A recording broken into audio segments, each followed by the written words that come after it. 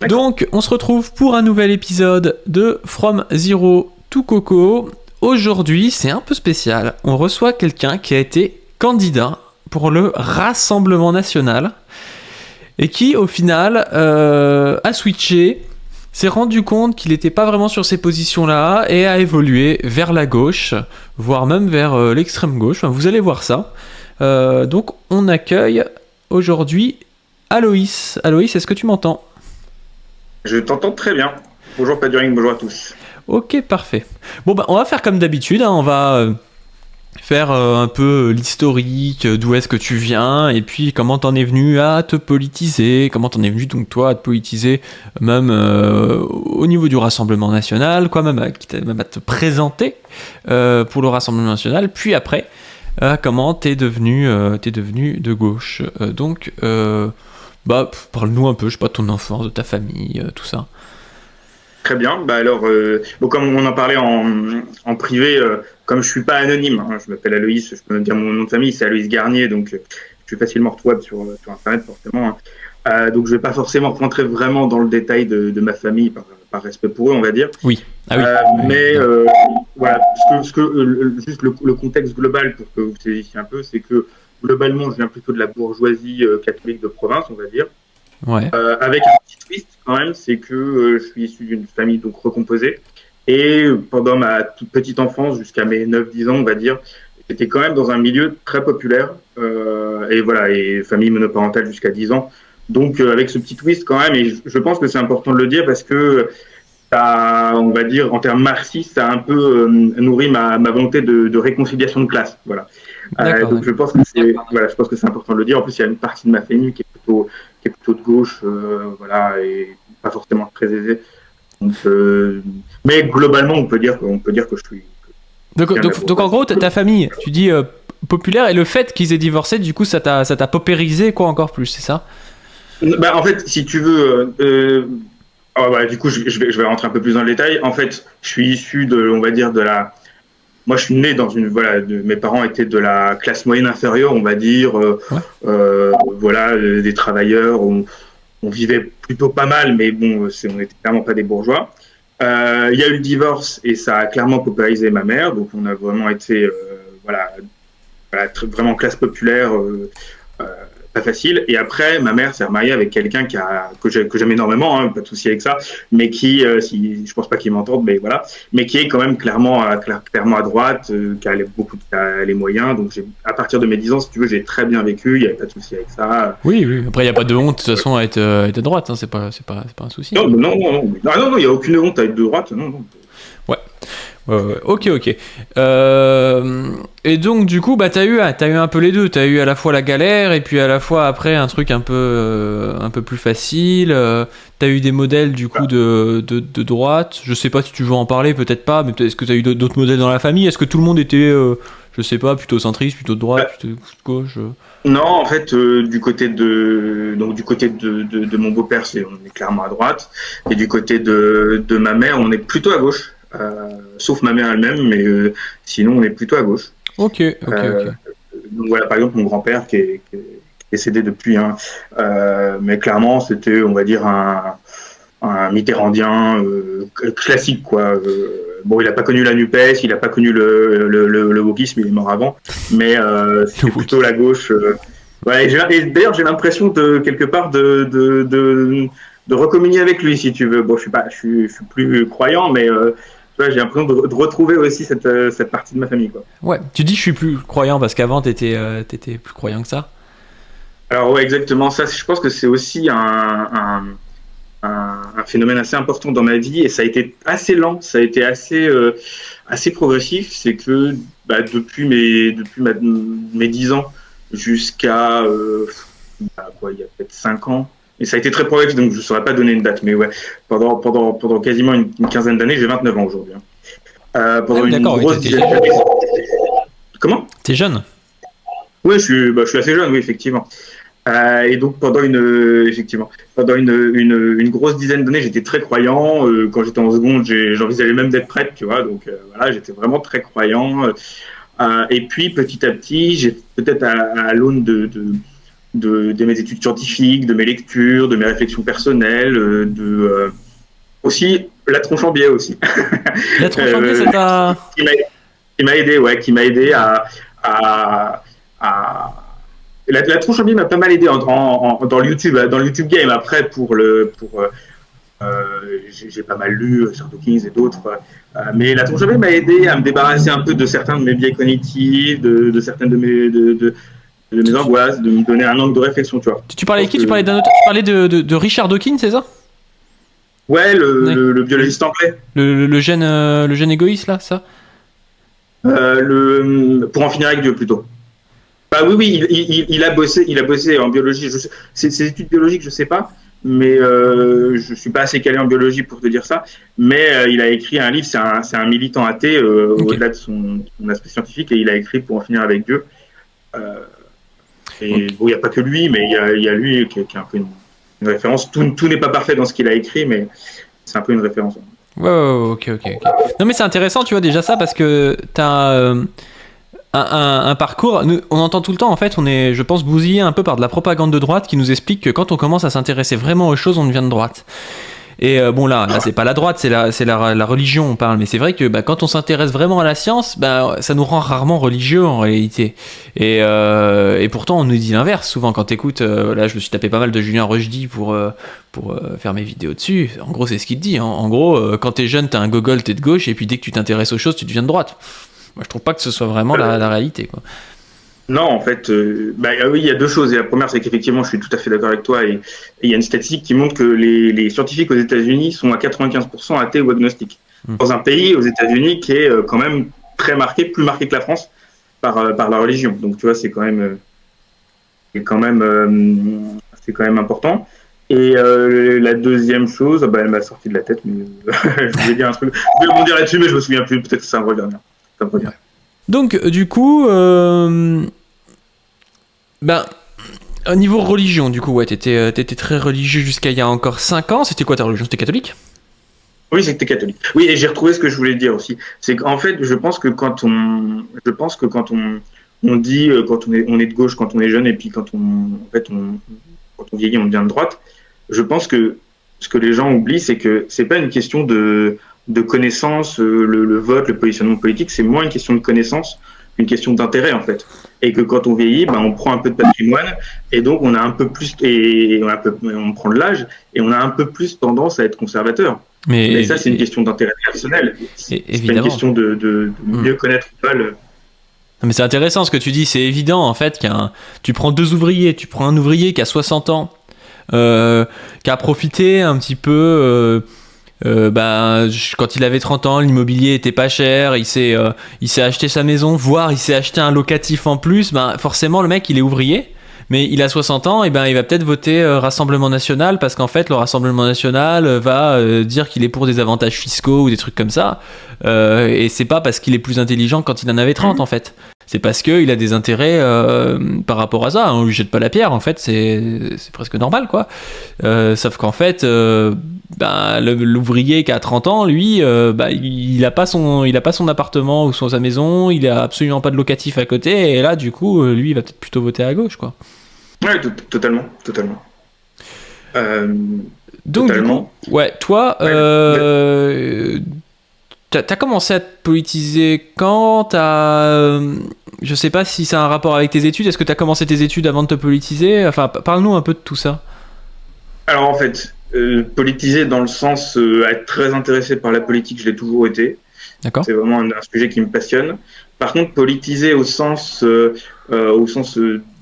rentrer dans l'action politique, c'est venu avec les Gilets jaunes. C'était ma première manif, les Gilets jaunes. Et à l'époque, j'étais déjà urbain parce que j'ai fait des études d'ingénieur. Après, je suis allé m'installer en région parisienne. D'accord, donc tu avais déjà genre 24-25 ans à l'époque. Donc, avant de nous parler de ça, raconte-nous ce qui s'est passé avant tes 24-25 ans. Tu as fait lycée, prépa, école d'ingénieur, c'est ça? Exactement, lycée, prépa, école d'ingénieur. Je savais pas forcément quoi faire, donc j'ai fait, comme j'étais plutôt bon en maths et en physique, j'ai fait un peu le parcours classique. Après, j'ai fait, pour le dire très simplement, des bullshit jobs, des métiers il n'y a pas beaucoup de sens en tant que commercial et en tant que recruteur. Enfin, j'ai rien contre ceux qui font ces métiers-là. Hein. Ils sont durs. En plus, c'est des métiers assez durs. Mais voilà. Et donc là, aujourd'hui, je suis en reconversion. Mais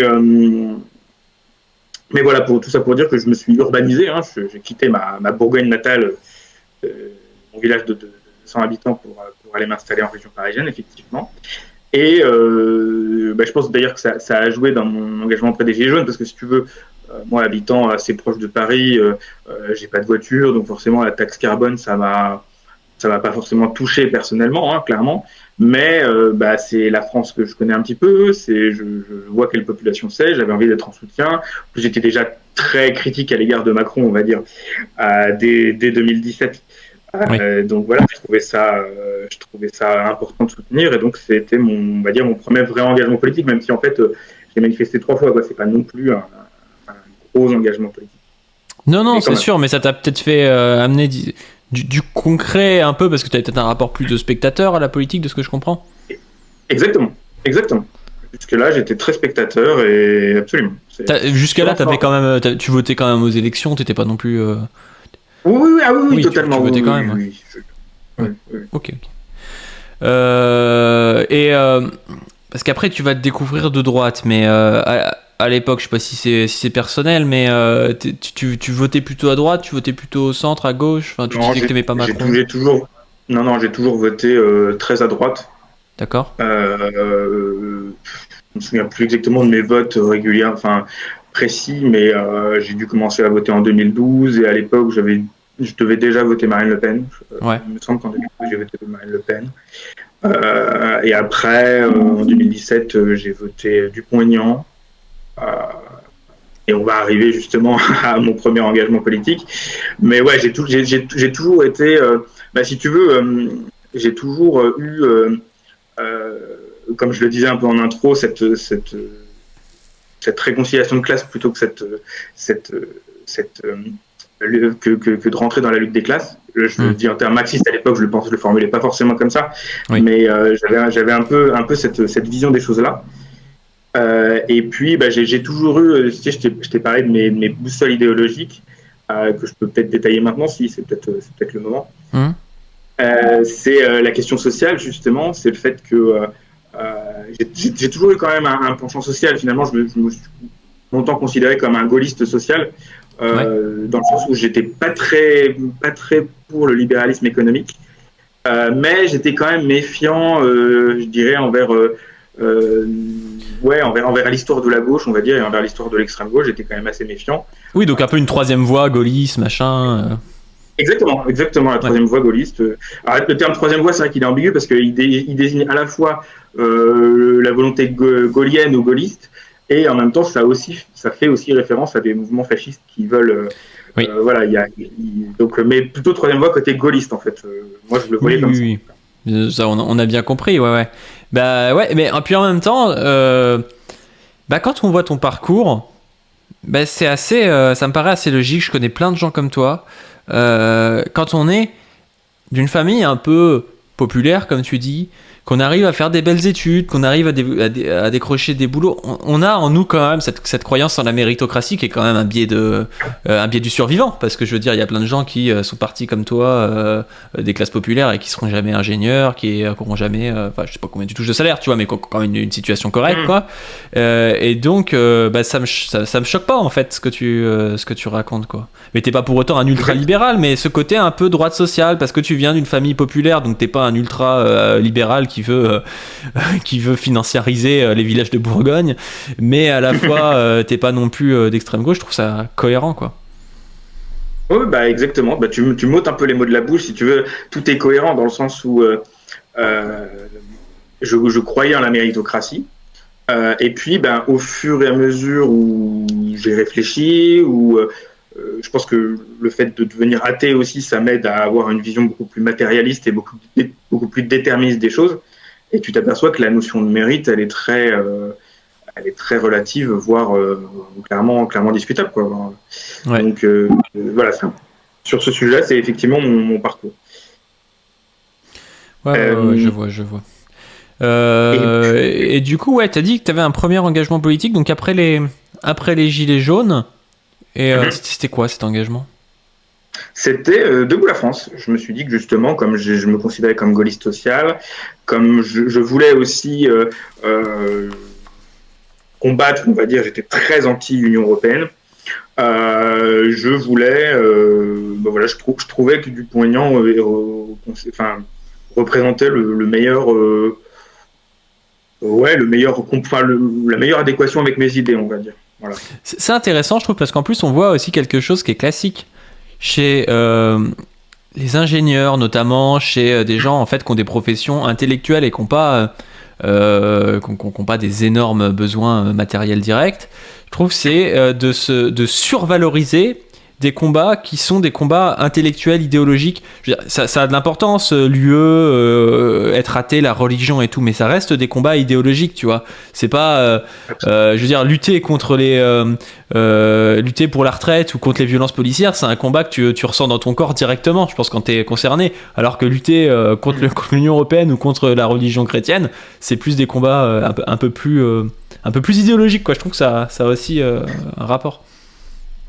Oui, je suis tout à fait d'accord. Et alors, il y a peut-être aussi quelque chose que je ne sais pas s'il y a peut-être certaines personnes qui ont tendance à tout mettre dans le même sac, mais ce qu'il faut savoir, c'est que sociologiquement, on va dire les militants et même les électeurs de Debout la France, c'est pas la même chose qu'au RN et à Reconquête. Je trouve qu'il y a une vraie différence. Et pour le dire assez vite, au RN, c'est vraiment des classes très populaires.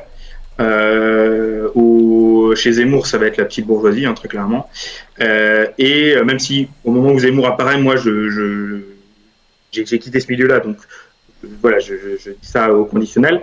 Oui. Et puis chez Debout la France, c'est plutôt une population on va dire, d'intellectuels ou en tout cas de classe, de profs d'université, ce genre de choses. Ouais, les souverainistes et tout, c'est pas mal de ça. Voilà, exactement. Et ce qui explique aussi les résultats en comparaison les uns des autres aussi. Les résultats électoraux, après, je pense que même Zemmour, tu dis petite bourgeoisie, je pense qu'il y a même carrément de la bourgeoisie chez Zemmour. Il a fait des gros scores hein, à Neuilly, dans des endroits comme ça. Hein. Tout à fait, oui, tout à fait. C'est vrai que moi j'ai un prisme du coup par chez moi, je parle pas en région parisienne, mais par chez moi en Bourgogne, c'est vrai que c'est surtout, on va dire, des artisans ou des petits chefs d'entreprise. Mais oui, t'as raison. Il y a Zemmour fait un gros score dans le 16e et à Neuilly, effectivement. Ouais. Et c'est Nicolas Dupont-Aignan, du coup, de 2018-2019. Donc c'est un Nicolas Dupont-Aignan qui a déjà appelé à voter Marine Le Pen au second tour en 2017, c'est ça? Absolument. Ouais. Absolument. Effectivement, c'est plus le Nicolas Dupont-Aignan, effectivement première génération.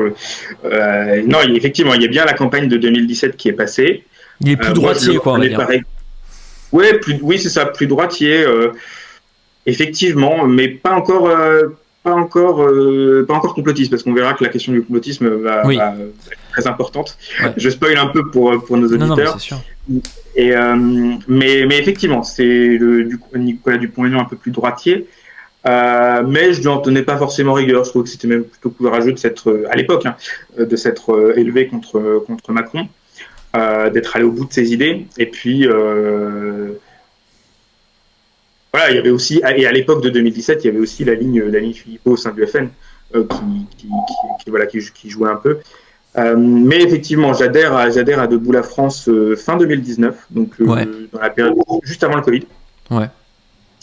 Pour redonner le contexte, on sort des européennes et on prépare les départementales, les municipales d'abord, puis les départementales. Donc pendant le Covid. J'ai juste envie de revenir sur un truc dans ton plan que tu n'as pas dit. C'est, tu parles de. Tu parles de souveraineté nationale dans ton plan, après tu parles de souveraineté populaire. Oui. Et je trouve que c'est intéressant parce que quand tu as adhéré, c'est quoi? Tu voulais que la France soit libre ou tu voulais que le peuple de France soit libre? C'est pas la même chose, je trouve, tu vois. C'est quoi Je voulais les deux. Tu voulais les deux? Je voulais les deux. Je voulais les deux et c'était probablement une erreur de ma part de considérer que cette partie-là de l'échiquier politique pourrait le faire. Mais je voulais les deux à l'époque. C'est vrai que pour comprendre, j'avais effectivement trois boussoles très fortes idéologiques. C'était la question sociale, je dirais peut-être dans une moindre mesure. En tout cas, maintenant, elle a pris beaucoup plus d'importance. La souveraineté nationale et la souveraineté populaire. C'était vraiment mes trois chevaux de bataille, on va dire. Et d'ailleurs, j'ai écrit sur la plateforme de candidature de Marine Le Pen en début 2021, j'ai écrit un seul article et c'était justement sur la question de l'Union européenne. Et il y a un gros passage sur le fait que l'Union européenne comment dirais-je, un décélérateur, empêche la démocratie, est un recul, voilà, par rapport à point de vue démocratique. Et donc ça témoigne que déjà ces deux sujets-là étaient imbriqués chez moi et ils le sont toujours d'une certaine manière. Ils sont amoindris par d'autres questions, mais je suis toujours assez critique envers l'UE. Je suis toujours évidemment pour le RIC, pour un assouplissement des institutions, etc. Donc ça, j'ai peu varié, on va dire, sur ce que je veux faire. Par contre, j'ai beaucoup varié sur la façon de le faire. Et en fait, je me rends compte que la droite radicale et l'extrême droite, c'était pas un bon moyen d'y parvenir, très clairement. Ouais, parce que si ils sont sortis un peu de leur fausse posture, parce qu'on avait aussi à cette époque le populisme. Enfin, c'est plus facile de te juger a posteriori, je veux dire, mais en réalité à l'époque, tout n'est pas aussi clair qu'aujourd'hui. La droite est moins libérale à l'époque, enfin paraît moins libérale, on va dire. Et pendant les Gilets jaunes, là, tu dis. Enfin, je vois que tu cites trois choses qui te marquent par rapport à la démocratie directe, le RIC et tout. C'est Athènes, Jean-Jacques Rousseau et Étienne Chouard. Et je trouve ça intéressant parce que on voit un peu la confusion là-dedans, tu vois. Enfin, Rousseau, ça me paraît étonnant d'aller vers la droite avec Rousseau, mais Étienne Chouard, il est quand même un peu ambigu. Et du coup... t'es dans un entre-deux qui penche plus à droite, et c'est le problème du populisme, c'est justement de pas dire où on est, et c'est pour ça que moi je parle toujours de la théorie de Moïse, mais on a bien vu des gens qui étaient un peu sur les mêmes positions populistes que toi. Il y en a qui sont allés à l'extrême droite, il y en a qui sont allés à l'extrême gauche, c'est quand même étonnant. Mais c'est vrai, et en fait, ce que tu dis sur Rousseau, c'est tout à fait vrai. C'est vrai que je l'ai relu depuis, j'ai relu une partie de son œuvre depuis, et c'est vrai que t'as tout à fait raison, c'est un peu étrange. Et aussi, le fait est que, en fait, du plus loin que je me souvienne, j'ai toujours été hésitant. En fait, moi, dès 2017, en 2012, j'avais moins suivi, mais dès 2017, j'ai trouvé que Mélenchon faisait une campagne géniale, tu vois. Ouais. Et j'ai beaucoup hésité. En 2017, je me souviens, entre Mélenchon, Dupont-Aignan et Marine Le Pen. Et en fait, ce qui m'a un peu empêché de le faire, c'est que je considérais, ça c'est une idée reçue de droite, très clairement. Je considérais que, en fait, la gauche utilisait beaucoup la question des minorités pour masquer leur incurie sur la question sociale. Ouais. Ça, je suis tombé là-dedans, effectivement. Oui. Voilà.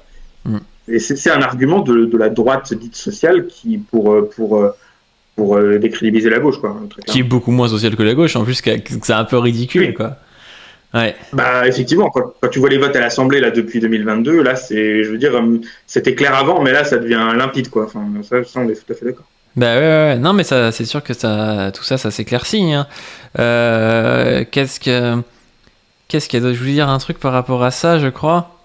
Oui, c'est intéressant de voir la posture populiste de Mélenchon de 2017 et de voir qu'il y a plein de gens qui, alors qu'ils étaient mélenchonistes en 2017, ont eu tendance à dériver à l'extrême droite. Il y en a plein, donc c'était une posture qui était intéressante, je pense, à l'époque, qui n'a pas suffi, et qui aujourd'hui est révolue, et c'est pour ça que tous ceux qui essaient de faire renaître le Mélenchon de 2017, je pense à République Souveraine notamment, mais à des partis comme ça, restent au final le cul entre deux chaises, et finiront soit par se droitiser, soit par se gauchiser, mais sûrement par se droitiser. Pourquoi ? Parce qu'en fait, ils s'inscrivent tellement en faux de Mélenchon, un peu comme Ventose, tu vois. Genre, t'as l'impression que Ventose, Mélenchon, c'est le personnage politique qu'elle déteste le plus, tu vois. Donc, le problème, c'est que quand tu veux être ni droite ni gauche, mais quand même pas à gauche, quoi, c'est très compliqué de te positionner, quoi, et tu finis par te positionner plutôt sur des trucs de droite, quoi.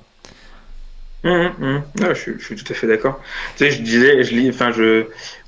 j'ai revu récemment, je sais pas pourquoi, une interview de Jospin qui disait qu'il était en 2002, qu'il était un peu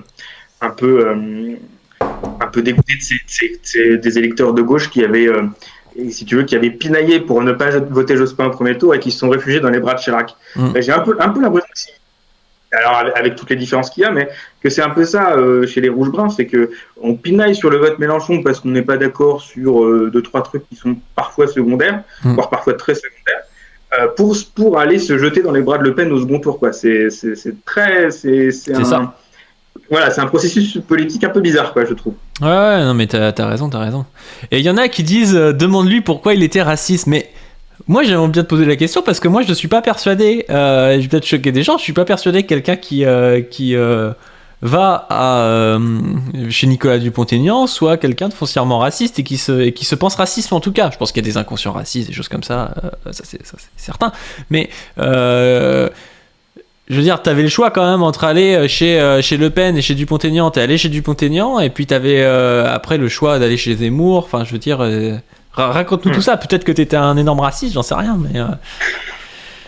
Ouais, bah je tabassais des Arabes tous les midis, voilà, pendant la pause déj. non, mais plus sérieusement, non, j'ai jamais consciemment, en tout cas.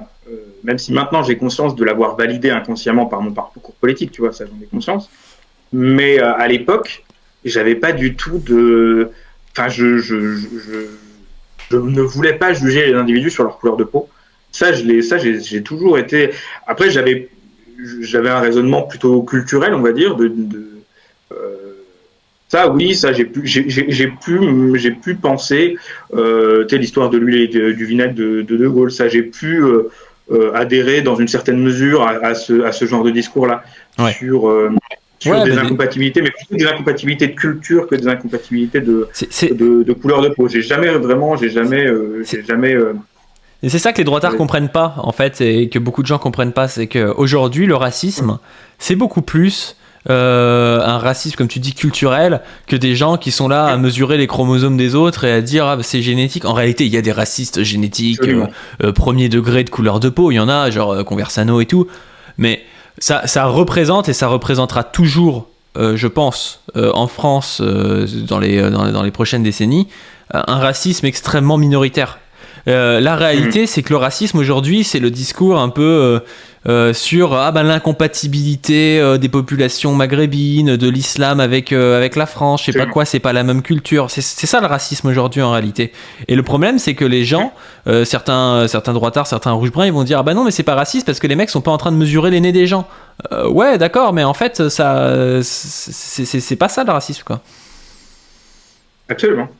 Et moi, j'avais un truc qui est proche de ce que tu dis, c'est que effectivement, j'ai toujours été, on va dire, craintif de l'islam. Quand j'étais chrétien et même quand je suis devenu athée, en fait. Et j'ai fini par comprendre qu'en fait, on pouvait être critique d'une religion. Moi, je suis athée, donc je critique tout. Enfin, je peux critiquer les religions, mais par contre, ça voulait pas dire qu'il fallait manquer de respect aux musulmans, qu'il fallait les pointer du doigt spécifiquement, et puis même pas spécifiquement d'ailleurs, faut pas les pointer du doigt du tout. C'est pas c'est pas les croyances. Surtout que tu les fais pas avancer comme ça, hein. Enfin, les gens, tu les fais pas sortir de la croyance en disant t'es croyant, t'es une merde, tu vois. Absolument. C'est comme c'est typiquement l'histoire du voile, hein. Très clairement. C'est pas parce que tu vas interdire le voile dans la rue que tu vas créer des musulmans, enfin que tu vas déconvertir des musulmans, hein. Au contraire, je pense que matériellement, tu vas embêter les femmes, tu vas les empêcher de sortir dans la rue, etc. Donc ça va empirer leur situation. Voilà, c'est ça que vous cherchez, ça va empirer leur situation. Ouais, non mais ouais, c'est intéressant. Du coup, t'étais là-dedans, t'adhères avant le Covid à Debout la France et tu prends assez rapidement des responsabilités, de ce que j'ai compris. Oui, parce que Debout la France, effectivement, c'est une population assez âgée, hein, parmi les militants. Même, je pense, parmi les votants, mais je pense en tout cas parmi les militants, c'est une population très âgée. Donc, je suis en pratique le seul jeune. Donc, je suis nommé responsable des jeunes de mon département, Lyon. Ah, la classe, donc, putain. Cadre. Comment ? La classe, putain. Ah bah ouais, je suis cadre de Debout la France, ouais, effectivement. Cadre de Debout la France, parce qu'en fait, il n'y a pas d'autres jeunes, quoi. C'est ça. Mais bon, après, tu vois, en fait, je regrette rien dans un sens où ça m'a permis de m'en éloigner, tu vois. Tu sais, c'est comme quand t'es Renoir et que t'es chez Zemmour, comme t'es le seul, tu sais, on te met bien devant et tout, on te montre et tout. Ouais, c'est ça, c'est ça. C'est ça. C'est effectivement, j'étais effectivement responsable des jeunes mais ce qui me permettait en fait d'aller dans des alors je vais pas te dire le contenu de toute façon je me souviens plus dans le détail mais ce qui me permettait aussi d'aller aux réunions des cadres en fait c'est surtout ça qui était assez intéressant c'est d'avoir une vision même si t'es jeune et je prenais pas beaucoup la parole d'avoir une vision sur de l'intérieur quoi tu vois j'étais cadre très vite et puis ouais, je sais pas si t'as d'autres remarques sur ce sujet-là. Non, mais je veux dire, tu dis, moi je veux en savoir plus. C'est quoi ces histoires de réunion des cadres? T'étais avec qui? T'étais avec le grand Nicolas Dupont-Aignan? T'étais. Ah oui, oui. D'accord, d'accord. Il y avait. Ouais. Et j'ai fait un ou deux. Non, un seul. Ouais, ou deux conseils nationaux. Mais en fait, il n'y a pas grand-chose. C'est juste Nicolas Dupont-Aignan et à l'époque Jean-Philippe Tanguy qui prenait la parole pour donner les grandes orientations du parti, quoi. Enfin, Jean-Philippe Tanguy, il vient de Pôle la France, je savais pas ça. Absolument, justement, moi j'ai rejoint la Galaxie RN, j'ai jamais adhéré au RN officiellement, mais j'ai rejoint la Galaxie RN au moment où Jean-Philippe Tanguy et d'autres trahissent, entre guillemets, enfin, en tout cas passent de Nicolas Dupont-Aignan à Marine Le Pen. Absolument. Ok, ouais, j'avais pas compris ça, moi, je pensais qu'il avait je savais qu'il avait un micro-parti, en fait, Jean-Philippe Tanguy, en fait, non, c'est parce qu'il avait un micro-parti dans Debout la France et qu'il a trahi, et du coup, tu t'es retrouvé rattaché au RN, donc t'es un peu un malgré toi. Oh non, parce que j'aurais pu choisir de rester Debout la France. Ouais, je sais bien, je te brosse dans le sens du poil. Non, je suis pas vraiment malgré moi, alors. Comment ? Je sais bien, je te brosse dans le sens du poil. Tu t'es pas retrouvé au RN sans faire exprès. Oui, voilà. Non, mais je veux dire, j'aurais vraiment pu. Enfin, je suis pas. Je pourrais me raconter des histoires et me dire, ouais, je me suis retrouvé au RN un peu par hasard. Non, j'assume, tu vois. J'assume. En fait, ce qui s'est passé, c'est que effectivement, on est à la suite des européennes. Moi, j'ai pas connu. Moi, j'ai adhéré après les européennes. Mais on est à la suite des européennes où Nicolas Dupont-Aignan fait 3%. Parce que voilà, il plafonne à 3%. Donc, si tu veux, au niveau stratégique, au niveau aussi, je pense de l'appétit de certains cadres, tu vois, on va pas se mentir, hein, la politique, c'est aussi des postes, hein, clairement. Et puis, il y a peut-être aussi la question du vaccin et tout, c'est en fin 2020, ça a changé, non ? Non, pas encore ? Ouais, alors pas encore, parce que fin 2020, on est si je dis pas de bêtises, on est au moment des masques et on est peut-être au tout début des vaccins. Ah oui. Mais on n'est pas encore. La dérive, on va dire la dérive anti-vax et complotiste de Dupont-Aignan et de Philippot. Je l'ai vu au tout début vraiment. Mais moi, je me suis barré vraiment au tout début de ça. Donc, je l'ai pas vraiment connu, si tu veux, cette dérive-là. Si tu veux, le départ de Jean-Philippe Tanguy et d'autres, c'est plutôt sur le plan stratégique, en fait. Philippot, c'est le mec, quand il n'y avait pas de masque, il disait « Oh, le gouvernement nous fournit pas de masques et tout ». Et quand il y a eu les masques, il était là « Oh, le gouvernement nous met des masques ». Absolument, mais c'est ça. C'est ça. Mec, c'est quand il n'y a pas de vaccin, il faut des vaccins. Il y avait l'histoire des vaccins russes ou chinois ou les deux. Et puis après, finalement, le vaccin, c'était plus bien. Enfin, c'est très difficile à suivre. Hein. Et Dupont-Aignan, c'est sur la question du anti-vax et tout ça, Nicolas Dupont-Aignan s'est mis dans la roue de Philippot, j'ai l'impression. Et ça, c'est un peu triste. Mais j'ai l'impression qu'ils ont cru faire le choix politique qui allait rapporter gros, tu vois, d'être le seul sur leur truc. Et en fait, l'histoire du Covid et du vaccin, je veux dire, à part les trucs de soignants et tout, c'est toujours des questions importantes, voilà. Mais ça a vite été oublié, je veux dire, aujourd'hui, personne est en train de se poser des questions par rapport au vaccin, la 3e, la 4e dose et tout le monde s'en fout aujourd'hui de tout ça, et eux, ils se sont vraiment un peu... en fait, ils ont fait... ils ont fait all-in, quoi, enfin, genre, ils ont tout mis dessus, et je pense qu'ils ont perdu, quoi. Je pense qu'ils ont... Je pense que c'était aussi une stratégie de survie, tu vois, d'être vraiment extrême, un peu comme Zemmour, pas sur la question du vaccin, mais sur la question de l'identité. Tu vois, c'est vraiment le fait d'être extrême pour pour chambouler un peu l'ordre établi des partis, tu vois. Mais c'est effectivement, par exemple, ça n'a pas du tout marché. Clairement, ça n'a pas du tout. Ouais. Bon, du coup, tu te retrouves le pénisé. Je me retrouve le pénisé, effectivement. On fait le choix, le LR, parce que là, on est pour le coup en plein dans la préparation des départementales et des régionales. Et LR alors, c'est marrant parce que LR refuse dans un premier temps notre. On avait sondé un petit peu les choses. LR refuse. On avait sondé les choses au niveau local, mais Dupont-Aignan maintenait sa stratégie de ni LR ni RN.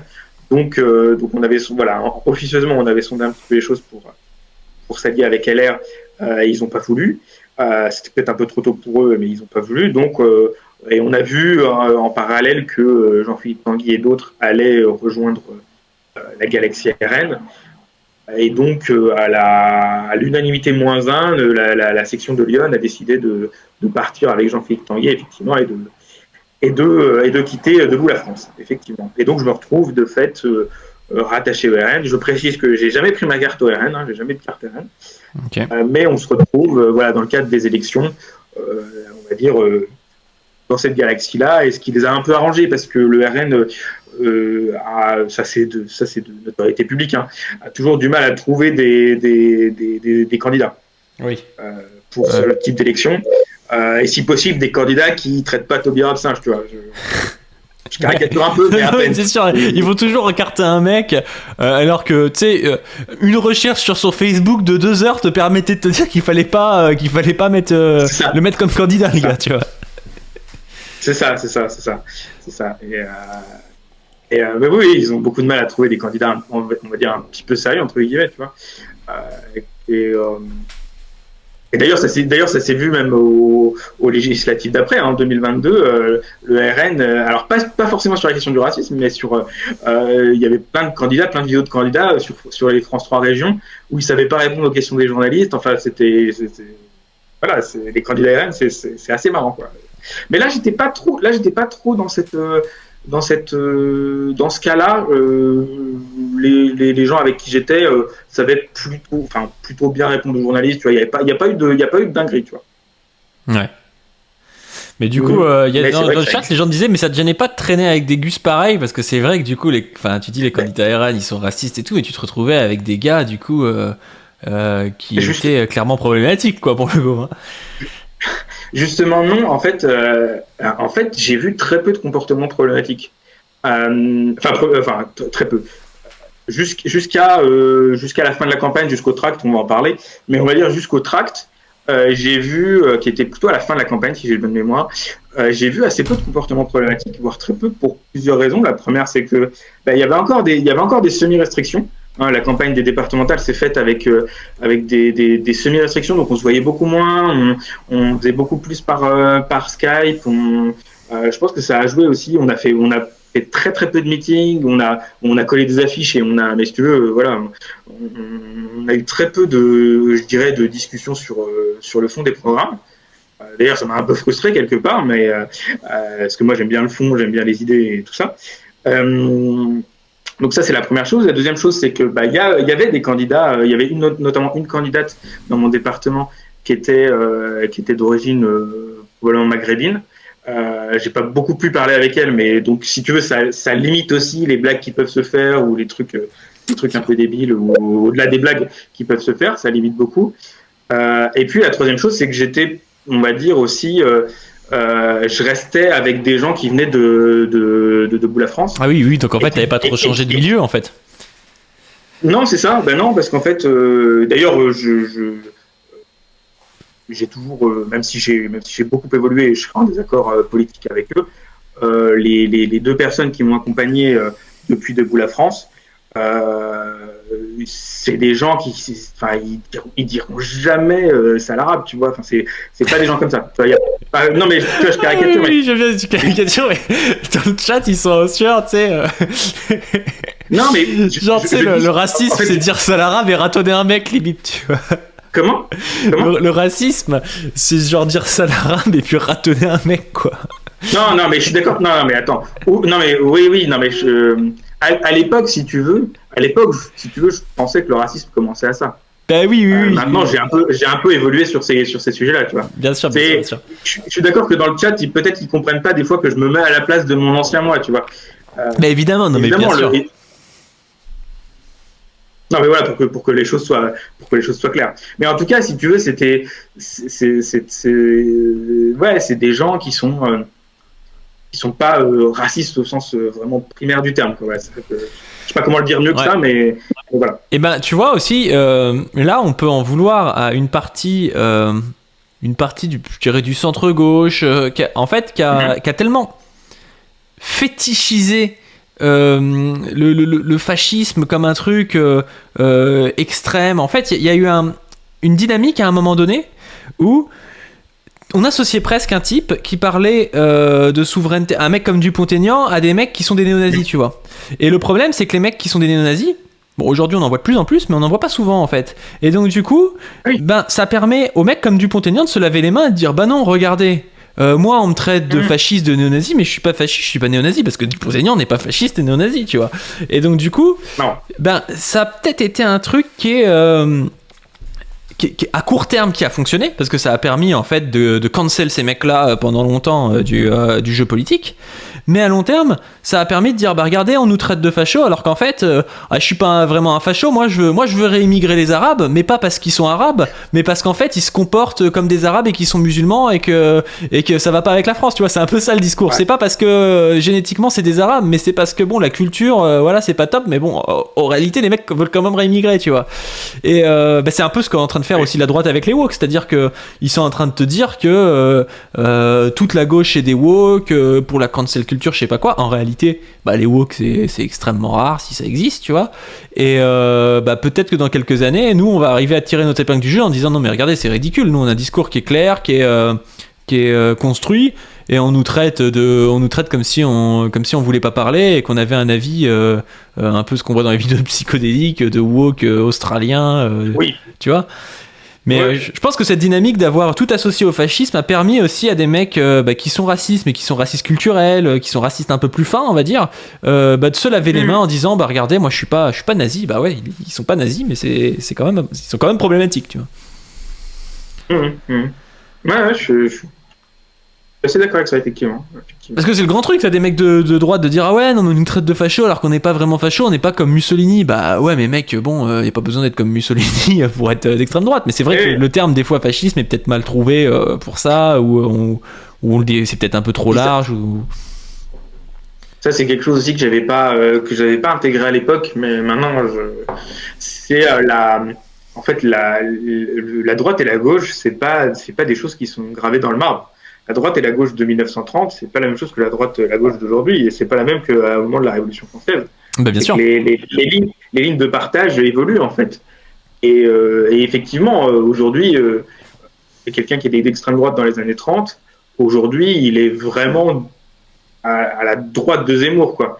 Mais ça n'empêche pas que Zemmour et Marine Le Pen sont des réactionnaires parce qu'ils veulent revenir sur un certain nombre de droits et qu'ils ont un discours qui est très problématique envers certaines catégories de population. Des fois, on voit même Zemmour, tu sais, qui idéalise la France des années 60.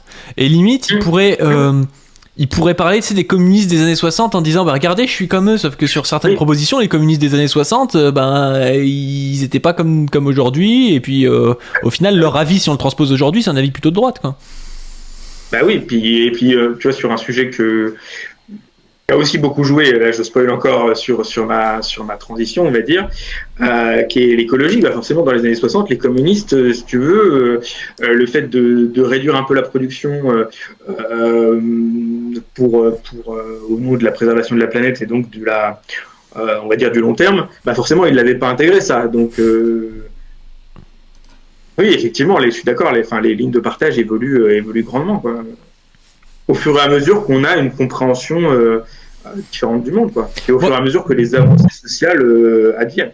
Moi, il y a un exemple que j'aime bien, c'est un philosophe qui s'appelle Georges Gastaut, qui, quand parle des fois, c'est un exemple en fait chez Descartes, où Descartes, il parle de quelque chose, et il dit en gros que la raison c'est partagé, et il dit même les femmes pourraient comprendre ça, tu vois. Et aujourd'hui, Bah tu te dis ouais c'est ultra misogyne et en fait à l'époque c'était ultra progressiste parce qu'à l'époque tu te disais pas que les femmes allaient comprendre quelque chose et donc la même phrase en fait remise au XVIIe siècle ou mise aujourd'hui, ben dans un cas elle est réactionnaire, dans l'autre cas elle est progressiste, tu vois, donc c'est assez intéressant je trouve. Totalement d'accord, totalement d'accord. Et puis ça va, et alors c'est vrai dans une moindre mesure, mais c'est aussi le cas géographiquement, tu vois, historiquement ça vaut, mais géographiquement il faut pas faire l'erreur de plaquer notre clivage gauche-droite français à des pays qui sont assez différents, qui ont une histoire différente et qui ont des visions du monde différentes, tu vois. Bah, évidemment, bien sûr. Mais c'est pareil, enfin, il y a toujours des gens qui font, tu sais, qui comparent la France à l'Iran, t'es là, ouais, mais attendez, c'est pas la même situation, ça a aucun sens comme comparaison. Oui. Déjà, même moi je trouve, il y a une comparaison qu'on voit souvent dans les livres d'histoire, c'est comparer les pays communistes aux USA, tu sais. C'est comme si tu pouvais comparer Cuba, qui est une toute petite île, aux USA. Enfin, t'as pas les mêmes possibilités quand t'établis un régime à Cuba que quand t'établis un régime aux USA, qui est la plus grande puissance mondiale, qui est énorme, qui a des ressources pétrolières. Enfin, ça n'a aucun sens comme comparaison. Bah oui, qui a la capacité de faire un blocus justement autour de Cuba. Ouais, tu vois, autant si tu compares, par exemple, si tu comparais communiste et communiste, enfin entre guillemets, planification et capitalisme, si tu compares la Chine et l'Inde, bon déjà c'est pas forcément parfait, mais déjà je trouve que ça a du sens, on va dire, c'est des pays d'1 milliard d'habitants, des pays qui sont voisins, qui sont grands, mais quand tu commences à comparer Cuba ou le Venezuela aux États-Unis, ça n'a pas de sens, tu vois, enfin. Ouais, je suis tout à fait d'accord. Bon, bref, là je pars dans des trucs annexes, mais bon, tu rejoins la galaxie. Non, mais c'est intéressant. Ouais, non, mais c'est sûr. Tu rejoins la galaxie RN, tu fais campagne départementale, tu dis, bon, c'est pas si mal au final, c'est pas si mal, t'as pas trop de choses qui te choquent. Et qu'est-ce qui va te choquer, qui va te faire changer là-dedans Alors ce qui va me faire changer, c'est déjà il y a toute la réflexion en amont, hein. Par exemple le fait de devenir déterministe et athée, ça a quand même pas mal changé la donne, mais du point de vue concret, je dirais qu'il y a deux choses qui m'ont vraiment fait changer, enfin qui m'ont vraiment choqué, ou en tout cas qui m'ont vraiment déplu. La première, c'est que quand j'ai dit que c'était relativement soft sur la question du racisme, en fait c'était vrai jusqu'à un certain point et jusqu'à un certain tract qui est arrivé plutôt en fin de campagne. Et à l'époque, bon, j'ai pas trop osé ouvrir ma gueule, j'aurais sûrement dû, mais voilà, je suis plutôt quelqu'un d'introverti de manière générale, donc voilà, j'ai pas trop osé. Et ce tract, il est vraiment, enfin, c'est vraiment le FN de Jean-Marie Le Pen, quoi. C'est vraiment le truc c'est quoi le tract qui est d'ailleurs qui a été attaqué en justice. Je sais pas si pour incitation à la haine, je sais pas si ça a été. Le tract a été attaqué en justice. Comment ? Le tract a été attaqué en justice ? Ouais. D'accord, ouais. Ouais, le tract a été attaqué en justice. Alors, je sais pas si ça a abouti ou pas, si le tract a été condamné ou pas, mais ouais, c'est un tract qui a été attaqué en justice, qui. J'aime bien parce que. Vous pouvez le retrouver sur Internet. Si vous avez envie de pourrir vos historiques Internet, vous pouvez aller le chercher. J'aime bien parce que Aloïs, il a ses bonnes intentions. Ouais. Il est au Rassemblement National. Il a un tract raciste sous les yeux et puis il est en mode mais le tract il est raciste et puis t'as tout le monde autour qui est là bah oui et puis il est là un peu à lui. Ouais, alors non, ça c'est pas passé. Ouais, non mais c'est vrai que ça pourrait être une scène de film un peu comme ça. Non, en fait ça s'est pas passé exactement comme ça et surtout moi je m'étais un peu mis des œillères sur la dédiabolisation. Je pensais que c'était, alors j'étais pas ultra naïf, je savais qu'il y avait des résidus, je savais qu'il y avait des restes de pensées racistes ou ce genre de choses.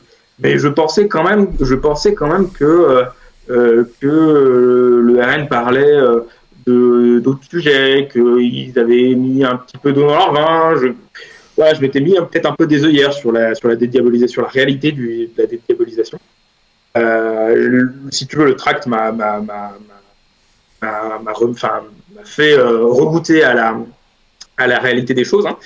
Et il y avait quoi sur ce tract ? Comment ? Il y avait quoi sur ce tract ? Tu nous parles d'un tract, tu nous mets l'eau dans la bouche, mais tu nous dis pas.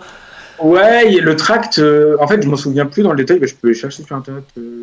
C'est le tract départemental 2020. En plus, c'était, tu veux, bon, ça, c'est à la limite, c'est du détail, mais si tu veux, c'est un tract sur la sécurité alors que c'est les compétences de ni la région ni le département. Donc déjà, tu sais déjà qu'ils ils te prennent pour un con, quoi. Ouais, mais ils prennent les électeurs pour des cons, mais c'est qu'en fait, ils font voter des mecs sur ça. Ouais, la sécurité, la remigration et tout, mais qu'est-ce que tu veux que le département, il pouvait pas remigrer des gens dans un autre département, tu vois, Oui. ça n'a aucun sens comme Exactement. truc. Ça n'a aucun sens. C'était prise en charge des migrants, le saviez-vous, un mineur isolé étranger coûte 40 000 euros par an au département. 60% sont en réalité majeurs et ils sont responsables de l'explosion de l'insécurité. Et ils sont responsables de l'explosion de l'insécurité, ouais, d'accord. Voilà, et donc, et ça a été attaqué parce que, bah voilà, il y a quand même un fond. Tu l'as le tract, tu peux me l'envoyer le lien? Ouais, bah là je suis sur l'Est républicain, je peux le mettre. Tu t'autorises les liens dans le chat ou... Oui, je crois, ouais. Ou tu me l'envoies sur Discord sinon. Tu préfères que je te l'envoie sur Discord? Bah, je m'en fous, tu me l'envoies sur l'un des deux, hein, c'est comme tu veux. Ouais, bon, bah sur Discord, c'est tout. Allez, comme ça je le prends. Ouais, nickel. Ok, comme ça je vais juste le mettre. Qu'on puisse le voir. Je vais l'ouvrir dans une fenêtre. Ouais, bah vas-y, tu peux continuer. Je vais mettre le tract. Ouais, bah, et donc ce tract, si tu veux. Déjà, je considérais que c'était, voilà, bah, comme je l'ai dit, hein, c'est pas du tout les compétences ni du département ni de la région. Un petit peu du département éventuellement. Bon, si tu lis ça avec le RSA, mais vraiment, faut être vraiment déjà dans. Enfin, c'est vraiment très très très contestable. Putain, il est moche le tract en plus. Hein. Ouais, ça c'est une partie du tract. En fait, c'est un encart dans un tract plus global. Où si je me souviens, t'as des images de jeunes de banlieue, enfin entre guillemets de jeunes de banlieue qui jettent des cocktails Molotov. Mais ce que je comprends pas, c'était un tract national, enfin c'était un tract que tout le monde donnait au niveau départemental, mais qui avait été fait au niveau national, c'est ça? Bah oui, parce qu'en fait, si tu veux, le fonctionnement du RN, ça, je pense que je l'apprends à personne, mais quand même très pyramidal, très du haut vers le bas, top down, comme on dit. Donc en fait, si tu veux, les candidats ont assez peu de marge de manœuvre. Ils en prennent pas beaucoup. D'ailleurs, moi, j'en avais pas pris beaucoup. Hein. Et si tu veux, on distribue. Enfin, on essaie de faire des campagnes nationales. Le RN estime que les enjeux locaux sont, on va dire, moins importants et que. Ouais, mais c'est que le track a marqué. Donc forcément. Le track a marqué exemple de délits crimes par jour à Bordeaux en 2020. Tu sais, tu fais ta campagne départementale en Rhône-Alpes et puis t'as un vieil exemple sur Bordeaux en 2020. Ça n'a aucun sens comme truc. Oui, exactement. Et là, c'est l'Est républicain. Donc, si tu veux, Bordeaux et l'Est républicain, c'est un peu bizarre. Quand même. Ouais. Et puis en plus, alors ça, je sais pas la réalité des choses, mais le collectif, là, vous voyez, le collectif Riposte. Le collectif dit que en plus les chiffres sont faux ou sont trompeurs. Ouais. Ça, après, je sais pas ce qu'il en est. C'est possible, hein, c'est largement possible. Voilà. Ouais, okay. Donc ça m'a un peu interpellé.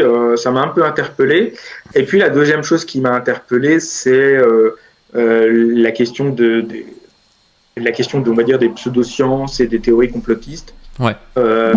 Qui date déjà le premier indice, mais à l'époque je m'étais pas forcément fait la réflexion, mais je crois que c'est toujours le cas. La référente santé de Debout la France est homéopathe, et c'est à l'époque où justement c'est à l'époque où je me renseignais beaucoup, par exemple via la tronche en biais, mais pas uniquement, sur les sujets de pseudosciences et tout ça. Et donc ça m'avait un petit peu interpellé, mais je me suis dit bon, bah c'est la référente santé après tout. Ouais, c'est vrai que c'est un peu bizarre quand même, la référence santé. Elle est homopathe. C'est un marqueur, quoi. Ouais, d'accord. Et puis après, quand je suis passé au RN, si tu veux, j'ai eu du QAnon, j'ai eu sur le programme, sur la question écologique, je me suis aperçu que je divergeais vis-à-vis de RN. Et t'avais des QAnon premier degré en mode truc cannibale, pédophile, satanique, je sais pas quoi là?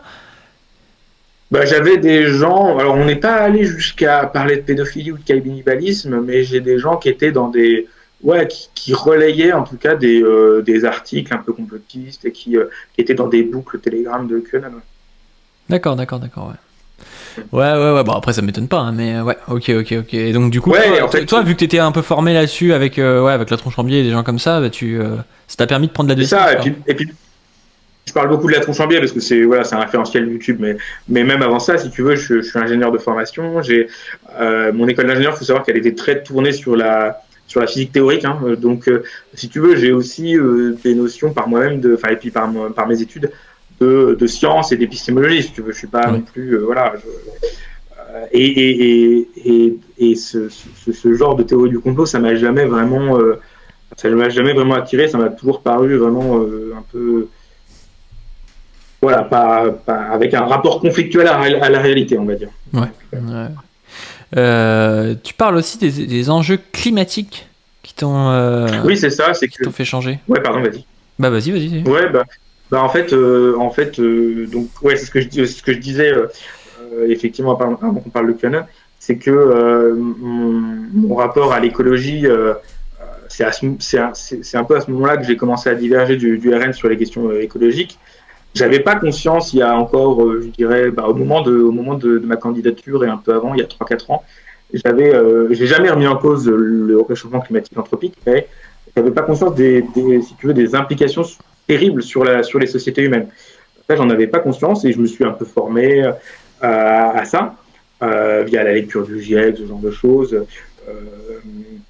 Même des vidéastes, hein, Biwix, Jean Covici et d'autres. Je me suis un peu formé là-dessus. Je me suis aperçu que je divergeais par rapport au RN qui, si tu veux, n'a pas de conscience globale de ça. Leur seul projet, c'est le localisme, qui est important, mais pas non plus. Il y a beaucoup plus de choses à faire. Le fait est que pendant les départementales, ça tapait sur les éoliennes. Vraiment, le RN s'est saisi un peu de manière populiste de la question des éoliennes, alors que moi, si tu veux, leurs arguments, leur mépris de la question climatique me convenait pas, quoi. Mais c'est marrant, tu vois, retrouver là, parce que de ce que tu dis, en fait, t'es choqué par des trucs qui sont un peu évidents, tu sais, que le RN, il fasse jouer le racisme sur l'insécurité, que ce soit un peu bidon sur les questions de climat et tout. Enfin, c'est que tu t'en es rendu compte au fur et à mesure, parce que toi, t'étais pas formé sur ces questions et tu t'es formé pendant que t'étais au RN, quoi, c'est ça? Bah, un peu, je pense que tout s'est un peu focalisé au même moment. C'est-à-dire qu'il y a eu, je pense, pendant cette campagne-là, il y a aussi eu un retour au RN. Il y a eu aussi un retour fondamental au RN. Tu vois, il y a eu, pendant la période de 2018-2021, progressivement, le RN s'est débarrassé des gens comme Philippot qui voulaient parler beaucoup plus de social et qui parlaient un peu moins d'immigration, on va dire. Je pense qu'il y a eu ça. Et puis, il y a eu aussi, effectivement, des prises de conscience personnelles. J'ai évolué, tu vois. Je suis quelqu'un qui, de base, j'aime bien me confronter à des opinions qui ne sont pas les miennes, pardon. Donc, si tu veux, ça peut paraître paradoxal, mais c'est vrai que ça peut paraître très étonnant. Et moi-même, je ne sais pas l'expliquer de manière convaincante, si tu veux. Mais c'est au moment où j'étais candidat à RN que je me suis presque le plus documenté sur des questions écologiques ou même sur des questions sociales aussi, et sur l'articulation entre les deux d'ailleurs, qui est importante. Forcément, si t'as un peu de comment ça s'appelle, de pas de bonne volonté, mais voilà, que t'as un peu de bonne foi, tu fais une campagne sur un sujet, tu te renseignes, et en fait, tu te rends compte que ton parti, il dit peut-être un peu de la merde et tout, et... Exactement, et ça m'est arrivé sur une question précise, sur la question des 80 km/h. À l'époque, c'était un enjeu des départementales assez fort. Il y avait certains départements qui revenaient à 90, etc. Et en me documentant, en fait, moi, j'avais pas envie d'aller en rebours de mon parti. J'avais pas envie de défendre le 80 km/h, tu vois. Donc, je voulais plutôt défendre le 90. Mais en fait, en me documentant, les arguments que j'ai trouvés, c'était pas énorme, quoi. Encore une fois, sur la question environnementale, sur la question de la sécurité routière, quand même, tout indique plus ou moins qu'il vaut mieux rester à 80 km/h sur les départementales. Oui, j'ai pas précisé sur les départementales, etc. Et si tu veux, j'ai un peu galéré. D'ailleurs, je pense que mon interview auprès de, je sais plus si c'était France 3 ou France Bleu ou Serre, je sais plus, Non, c'était France Bleu Offert. Mon interview devait pas être très bonne parce que défendre un sujet sur lequel tu t'aperçois que t'es pas forcément en accord avec la ligne de ton parti, Ouais. c'est plus compliqué que ça en a l'air en fait. Bah, bien sûr. Mais en fait, ouais, il parle de Hugo Clément dans le chat, mais t'as un peu le parcours inverse d'Hugo Clément. Toi, c'est par l'écologie que t'en es venu à sortir du RN, alors que lui a voulu venir au RN pour parler d'écologie, quoi. Oui, mais Hugo Clément, c'est marrant qu'on en parle. Parce que en fait, Hugo Clément, c'est marrant parce que si je devais prendre mon cas pour une généralité, ce qu'il faut jamais faire, mais si je devais le prendre pour une généralité, je dirais, bah, c'est bien, comme ça, il va parler aux gens comme moi qui sont encore au RN, peut-être qu'il va les toucher, tu vois. Mais en fait, si je suis un peu réaliste, je sais que mon parcours, c'est plus l'exception que la norme. Oui, et puis en plus, toi, t'es pas allé au RN directement. T'es quand même. T'as milité, je veux dire, dans les trucs de droite, toi, pas non plus te laver de ça, mais je veux dire, t'as été rattaché au RN, t'as quitté très vite, c'est un peu différent des autres militants, je pense. Dans le chat, il disait, ça te gênait pas de voir, t'as des photos, tu sais, de Marine Le Pen avec des néo-nazis, des gens comme ça, je sais pas comment t'es par rapport à ça, mais il y a plein de militants RN qui le savent pertinemment, qui viennent justement parce qu'ils sont racistes ou parce qu'ils ont des trucs du genre, quoi. Ouais, mais je pense que quand je regarde avec le recul, c'est clairement des phénomènes de, tu vois, tu rationalises en fait. Tu te dis, oui, mais ça, cette photo, elle date d'il y a 4 ans, maintenant ils ont changé. Et puis, tu vois, de dire ça, de troller un peu sur Twitter ou d'être ça en spectateur, de voir ça en spectateur et de rationaliser ton vote voilà, de manière passive, on va dire, c'est pas la même chose que d'aller sur le terrain et de militer activement. Je pense que c'est justement le fait de passer de passif à actif, je pense, qui m'a fait prendre conscience d'un certain nombre de choses. Tu vois, par exemple, ça je l'ai pas mis dans le papier, mais par exemple, c'est à peu près la seule altercation qu'il y a eu dans la campagne. On s'est fait traiter de raciste probablement par les candidats de gauche de mon canton, en pleine rue comme ça. Et si tu veux, ça m'a un peu fait réfléchir. Tu vois, c'est un tout petit truc, ça a pas beaucoup joué, mais un petit peu. Tu vois, c'est le fait d'être actif, le fait de défendre activement les choses. Je pense que ça m'a vraiment atteint, ça m'a vraiment fait réfléchir. Tu vois, plus que d'être passif comme ça et de troller sur Twitter. Ouais, d'accord. Et parce qu'à l'époque aussi, enfin, je sais pas quelle était ta position par rapport à ça, mais t'as tous les trucs qui puent un peu la merde. Et je crois que c'est même à Debout la France aussi, les trucs sur la suppression de l'aide médicale d'État pour les migrants et tout. Enfin, c'est des trucs qui sont quand même relativement peu humanistes, alors qu'en plus, même l'argument économique est un peu bidon parce que ça coûte pas un bras. Enfin. Et puis en plus de ça, si tu laisses des mecs avec des maladies qui s'empirent sur le territoire, au final, bah, tu vas pas les laisser mourir quand même, donc tu vas quand même les prendre en charge et ça te coûtera peut-être plus cher. Donc même l'argument économique est un peu débile. Je sais pas ce que t'en pensais. Et puis, ouais, absolument. Et en fait, il y a un point très important auquel tu me fais penser, c'est qu'en fait, si tu veux, j'ai accepté d'aller dans un parti en mettant des œillères sur certains sujets qui sont pourtant fondamentaux, au nom de sujets qui me tenaient à cœur, tu vois, ce dont je parlais, la souveraineté nationale et la souveraineté populaire, tu vois, la défense du RIC, etc. Je me suis dit, et j'en reviens beaucoup, mais je me suis dit à l'époque que c'était eux qui le défendaient peut-être le mieux, et que du coup, je pouvais me permettre d'avoir des points de désaccord ou de mettre des œillères, tu vois. Ah, mais c'est ce que je disais tout à l'heure, c'est des combats... je disais idéologiques, mais des combats un peu sur des valeurs ou des trucs comme ça. C'est des combats qui peuvent être importants, hein, mais voilà, c'est des combats un peu abstraits, quoi. C'est pas des combats. Oui. Oui, alors que effectivement, des migrants qui se noient en Méditerranée, c'est effectivement beaucoup plus concret. Et moi, j'ai jamais été pour. Pas de mémoire. Hein, peut-être que je rationalise, mais j'ai jamais été pour. Pour les laisser crever, tu vois. J'ai toujours été pour faire quelque chose, quoi, tu vois, au moins de manière temporaire pour aller leur sauver la vie, tu vois, tout simplement. C'est vraiment le degré zéro de l'humanité, quoi. Non, mais ouais, je suis d'accord avec toi. Je vois des gens, je pense qu'ils comprendront pas, en fait. Je pense que les gens qui viennent vraiment que de la gauche, ils comprennent pas ça. Mais faut comprendre que les gens de droite, en réalité, aujourd'hui, il y en a beaucoup qui étonnamment, se voilent la face sur des choses et sont d'accord sur les grandes valeurs d'égalité, de liberté, de choses comme ça, de fraternité avec la gauche. Mais ils vont se dire, ah ouais, non mais attendez, c'est pas possible, on peut pas accueillir tout le monde, des trucs comme ça, alors qu'en réalité, ils se voilent la face sur je sais pas, sur la fraude fiscale, sur l'exploitation qui coûtait beaucoup plus cher à la France que de traiter des maladies à des migrants ou des choses du genre, quoi.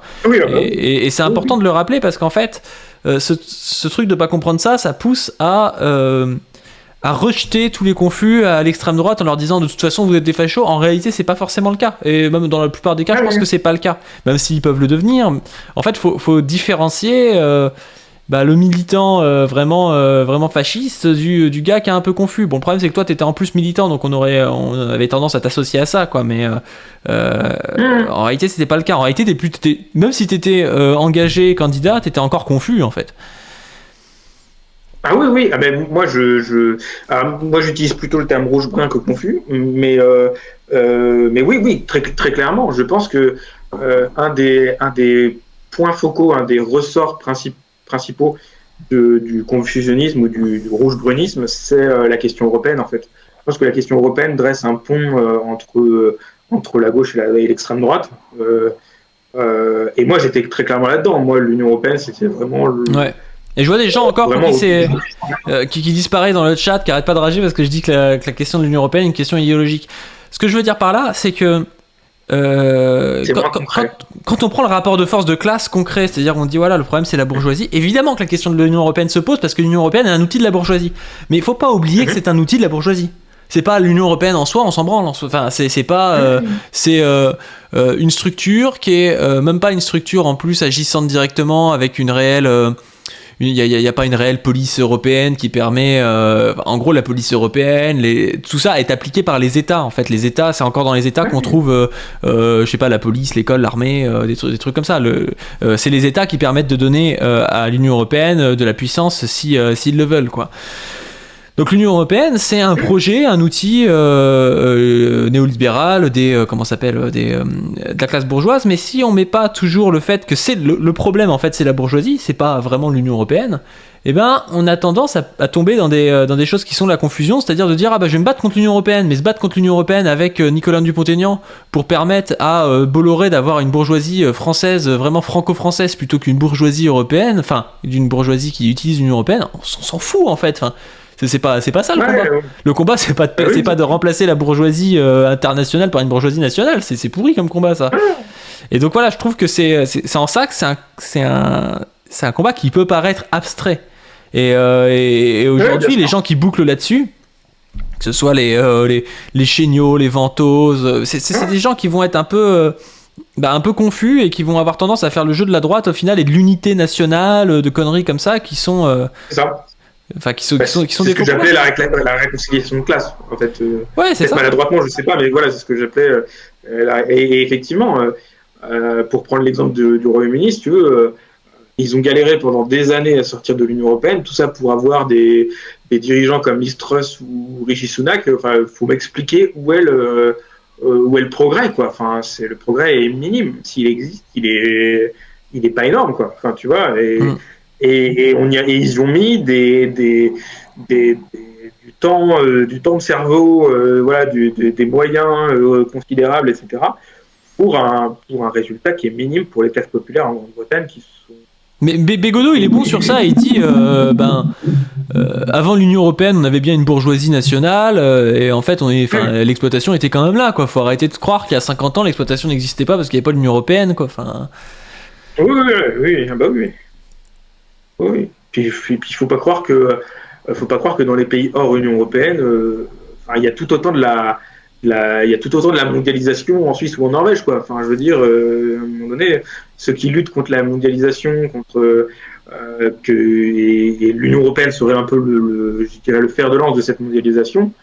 Faut pas croire que tu sors de la mondialisation quand tu es en Suisse ou quand tu es en Norvège. Enfin, bien sûr. Là, il y a encore quelqu'un qui dit dans le chat, le combat, c'est sortir de l'Union européenne pour avoir une souveraineté populaire. Alors, c'est vrai, mais encore une fois, je pense qu'on est encore dans un... Là, quand tu dis ça, tu es dans un combat contre une structure, contre l'Union européenne. Moi, je pense qu'il faut inverser le rapport. En fait, il faut dire le combat...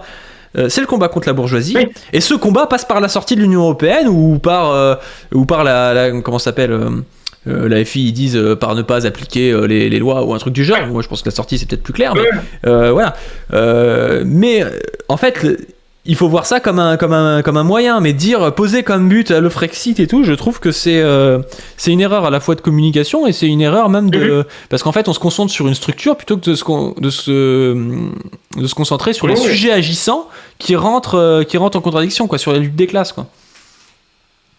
Oui, tout à fait. C'est comme si quelqu'un disait, je sais pas, sous la monarchie, il disait le problème c'est comment est structurée la monarchie et qui se battait pas en fait contre la noblesse, contre le roi et tout, et qui se battait pour refaire un truc un peu différent mais en gardant les mêmes acteurs. C'est un peu con, quoi. Enfin. Je suis tout à fait d'accord. C'est pour ça que moi je reste plutôt un anti-européen. Mais c'est plus la priorité absolue. En tout cas, c'est plus la priorité en termes, j'ai envie de dire, en termes téléologiques, en termes de but à atteindre, quoi. Ça ne peut être qu'un moyen, en fait, l'Union européenne. Et c'est bien quelque part. Je trouve ça bien quelque part que la question de l'Union européenne ait été abandonnée, enfin en tout cas est largement abandonnée par le RN, et que au sein de la NUPES il y a un peu des contradictions, parce que je pense que c'est un élément assez moteur de ce que tu appelles la théorie de Moïse, c'est-à-dire que comme l'Union européenne n'est plus autant partagée, on va dire, par les cadres du RN et de la France insoumise, je pense que c'est un des éléments qui va forcer les gens, comme tu disais, comme Ventose ou Tabibian ou d'autres, des gens qui se sont structurés sur l'anti-Union européenne, ou même comme Kuzmanovic, qui vont les forcer à se positionner. Ouais, mais c'est sûr. Tu nous disais aussi après, tu venais nous parler de la réception sur le terrain, et c'est vrai que ça m'intéresse. Quand t'es candidat RN, que tu fais du militantisme, ça se passe comment, quoi? Alors je m'attendais à ce que ce soit, je m'attendais à ce qu'on se prenne des crachats, quoi. J'exagère, mais je m'attendais à ce que ce soit plus dur que ça, on va dire. En fait, comme on était encore dans une période Covid, à la fois dans l'esprit des gens et puis même il y avait encore quelques restrictions, etc. Finalement, on a surtout fait du tractage et du collage, un petit peu de marché, mais bon, en fait, on n'a pas rencontré tant de monde que ça. Et le monde qu'on a rencontré, c'était moins, on va dire, moins violent, moins.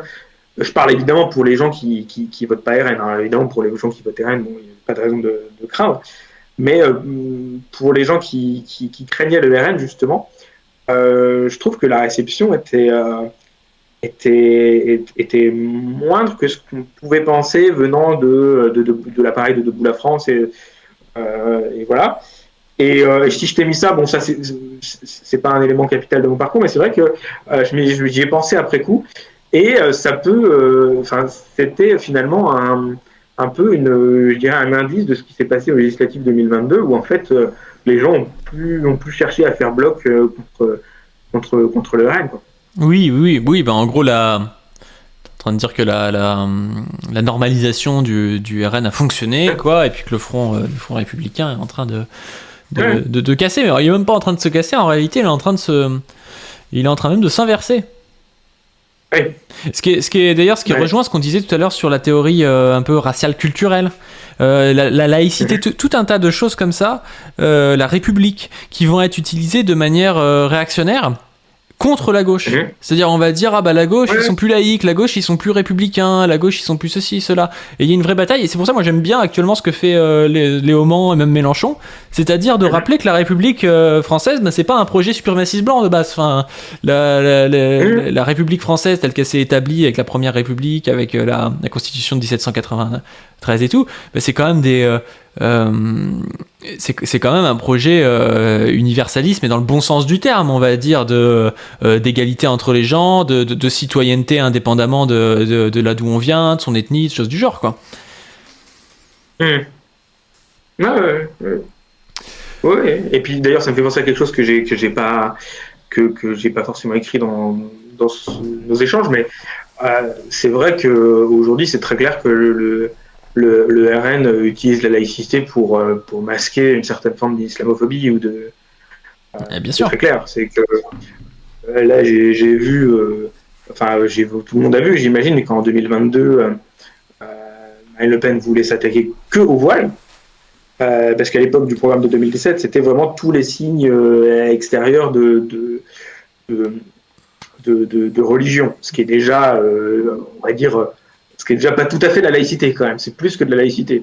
Mais en 2022, elle s'attaquait que au voile, quoi. C'est terrible d'utiliser la laïcité pour s'attaquer qu'à un seul type qu'à une seule religion. Ouais, bien sûr, mais de toute façon, c'est ce que je disais tout à l'heure. Le discours aujourd'hui de l'extrême droite, mais même, en fait, l'extrême droite qui va jusqu'au printemps républicain, c'est le même discours. C'est de dire, nous, on n'a pas de problème avec les Arabes en tant que tel. On a un problème avec les Arabes qui se comportent comme des Arabes, quoi. En gros, c'est ça le truc. On n'a pas de problème avec les Arabes, mais on a des problèmes avec les musulmans. On a des problèmes, tu vois. Enfin, au bout d'un moment, ça revient au même, en fait, tu vois. À part 2-3 mecs, ça touche quand même les Arabes, votre truc, quoi. Bon, effectivement. Est-ce qu'on passe à la troisième partie, c'est-à-dire les raisons de ton départ et puis ton rapprochement avec la gauche, avec la France Insoumise notamment? Absolument, bah écoute, on peut aller sur la dernière partie. En fait, la raison de mon départ, je pense que déjà je l'ai assez essaimé au cours de notre discussion précédente. Je pense que les gens ont un peu compris mon état d'esprit. Mais pour résumer les choses, c'est que la première chose, c'est que j'ai toujours, voilà, la question je me suis toujours, à l'époque, je me considérais comme gaulliste social, mais en fait, de mon point de vue actuel, j'ai toujours été un rouge-brun quelque part. J'ai jamais été vraiment un brun pur. J'ai toujours eu une certaine forme de défense sociale, même si je l'ai mal exprimé en allant au RN, ça c'est clair. T'étais pas un libéral qui venait au RN parce que c'était des racistes, et puis, mais en fait t'aurais aimé qu'il soit plus libéral. Toi, tu venais au RN parce que tu pensais défendre la souveraineté populaire, et puis tu t'es retrouvé dans un parti un peu raciste. Ouais, et j'ai toujours eu, et c'est vrai que j'ai toujours eu beaucoup plus de respect pour certaines personnes de gauche et de la LFI notamment, que pour les macronistes, tu vois. Ça, j'ai jamais varié là-dessus, tu vois. Je parlais très clairement, je me sens aujourd'hui dans le spectre politique, c'est Ruffin qui me parle le plus. Mais après, franchement, la LFI de manière générale, tu vois, j'ai aucun problème avec les autres ténors du mouvement, on va dire. Mais c'est vrai que Ruffin m'a toujours, je me suis toujours senti proche de lui idéologiquement. Et donc c'est pas incohérent que je tombe. C'est logique quand on prend mon parcours que je tombe plutôt à la gauche, on va dire la gauche LFI, la gauche insoumise, que d'aller chez le macronisme, parce que ça peut arriver aussi, hein, des gens comme Ménard par exemple, d'autres qui vont du RN jusqu'à Macron, ça arrive. Hein. Le problème, c'est justement. Ce que je disais dans la posture confuse, la posture du populisme, c'est les élites contre le peuple, et c'est anti-macronisme, tu vois, et c'est ce que je reproche aussi des fois à des mecs comme Canard Réfractaire par exemple, c'est on est contre Macron, on est ni droite ni gauche, mais en fait, le problème c'est qu'en faisant ça, tu laisses la porte ouverte à des gens qui vont finir comme toi, à l'extrême droite, tu vois, parce qu'ils vont se dire, je suis contre Macron quand je suis à l'extrême droite. Être contre Macron, ça suffit pas à être de gauche, quoi. Ouais, absolument. Absolument, je suis assez d'accord avec ça. Et j'en remettrai une pièce. Je pense que ta théorie de Moïse est assez vraie. Je pense qu'on va vers une clarification des deux oppositions à Macron, on va dire. C'est pas une théorie, c'est la réalité, hein. Ah ouais, non mais oui, t'as raison. Oui. Non, c'est une théorie au sens scientifique, tu vois. C'est-à-dire que ça se vérifie de jour en jour, tu vois. Ouais. C'est vraiment. Non mais oui, je vois ce que tu veux dire, mais ouais, et c'est pas plus mal quelque part. C'est pas plus mal d'en finir avec ce moment populiste. Et d'ailleurs, on n'a pas parlé de tes penchants youtubesques ou sur Twitch. Je sais pas si tu consommais ça, mais voilà, t'étais plus. Tu suivais qui J'imagine que tu suivais peut-être pas des libéraux de fou. Non. J'ai jamais été très ce que vous appelez, ce qu'on appelle les droits tardés, si tu veux. J'ai regardé quelques vidéos de Stéphane Edouard pour me marrer, quoi, mais c'est sans vraiment prendre pour argent comptant ce qu'il disait. J'ai jamais vraiment été dans la culture incel, tu vois. Non, c'était plutôt, et d'ailleurs je continue à les suivre, tu vois, avec du recul, mais c'est plutôt des gens comme Tatiana Ventos, comme Greg Tabibian, elle me fait rire, même si voilà, encore une fois, je suis de moins en moins d'accord avec ce qu'ils disent tous les deux. Tatiana Ventos me fait pas rire, hein, c'est Greg Tabibian qui me fait rire. Mais si tu veux, c'est plutôt dans cette sphère-là que je me situais. J'aime beaucoup Antoine Goya aussi pour ce qu'il fait.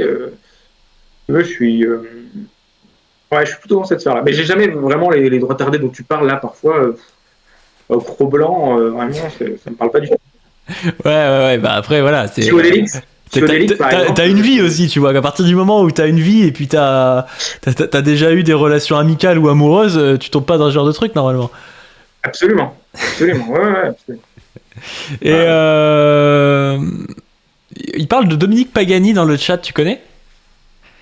Je connais via toi, en fait, mais je connais pas plus que ça, non. Tu connais pas plus que ça. Je me l'ai fait découvrir. Je pense que ça pourrait t'intéresser. Alors, il est un peu, anti-écolo, mais tu vois, c'est vraiment quelqu'un qui parle de philosophie très bien, qui va t'apporter. Je sais que ça plaît aux gens un peu en mode qui viennent plus par la théorie à la politique, tu vois. C'est un théoricien qui est assez intéressant, je trouve. C'est un ancien prof de littérature, prof de lettres et tout, et de philosophie, donc forcément, il y a de la culture par rapport à ça. Il est impressionnant dans son abécédaire, je trouve qu'il prend une lettre, un mot, d'une lettre, et il est assez impressionnant. Ouais. Et ouais, merci du conseil, je vais peut-être explorer ça, ouais. Ouais, je pense que ça pourra te plaire.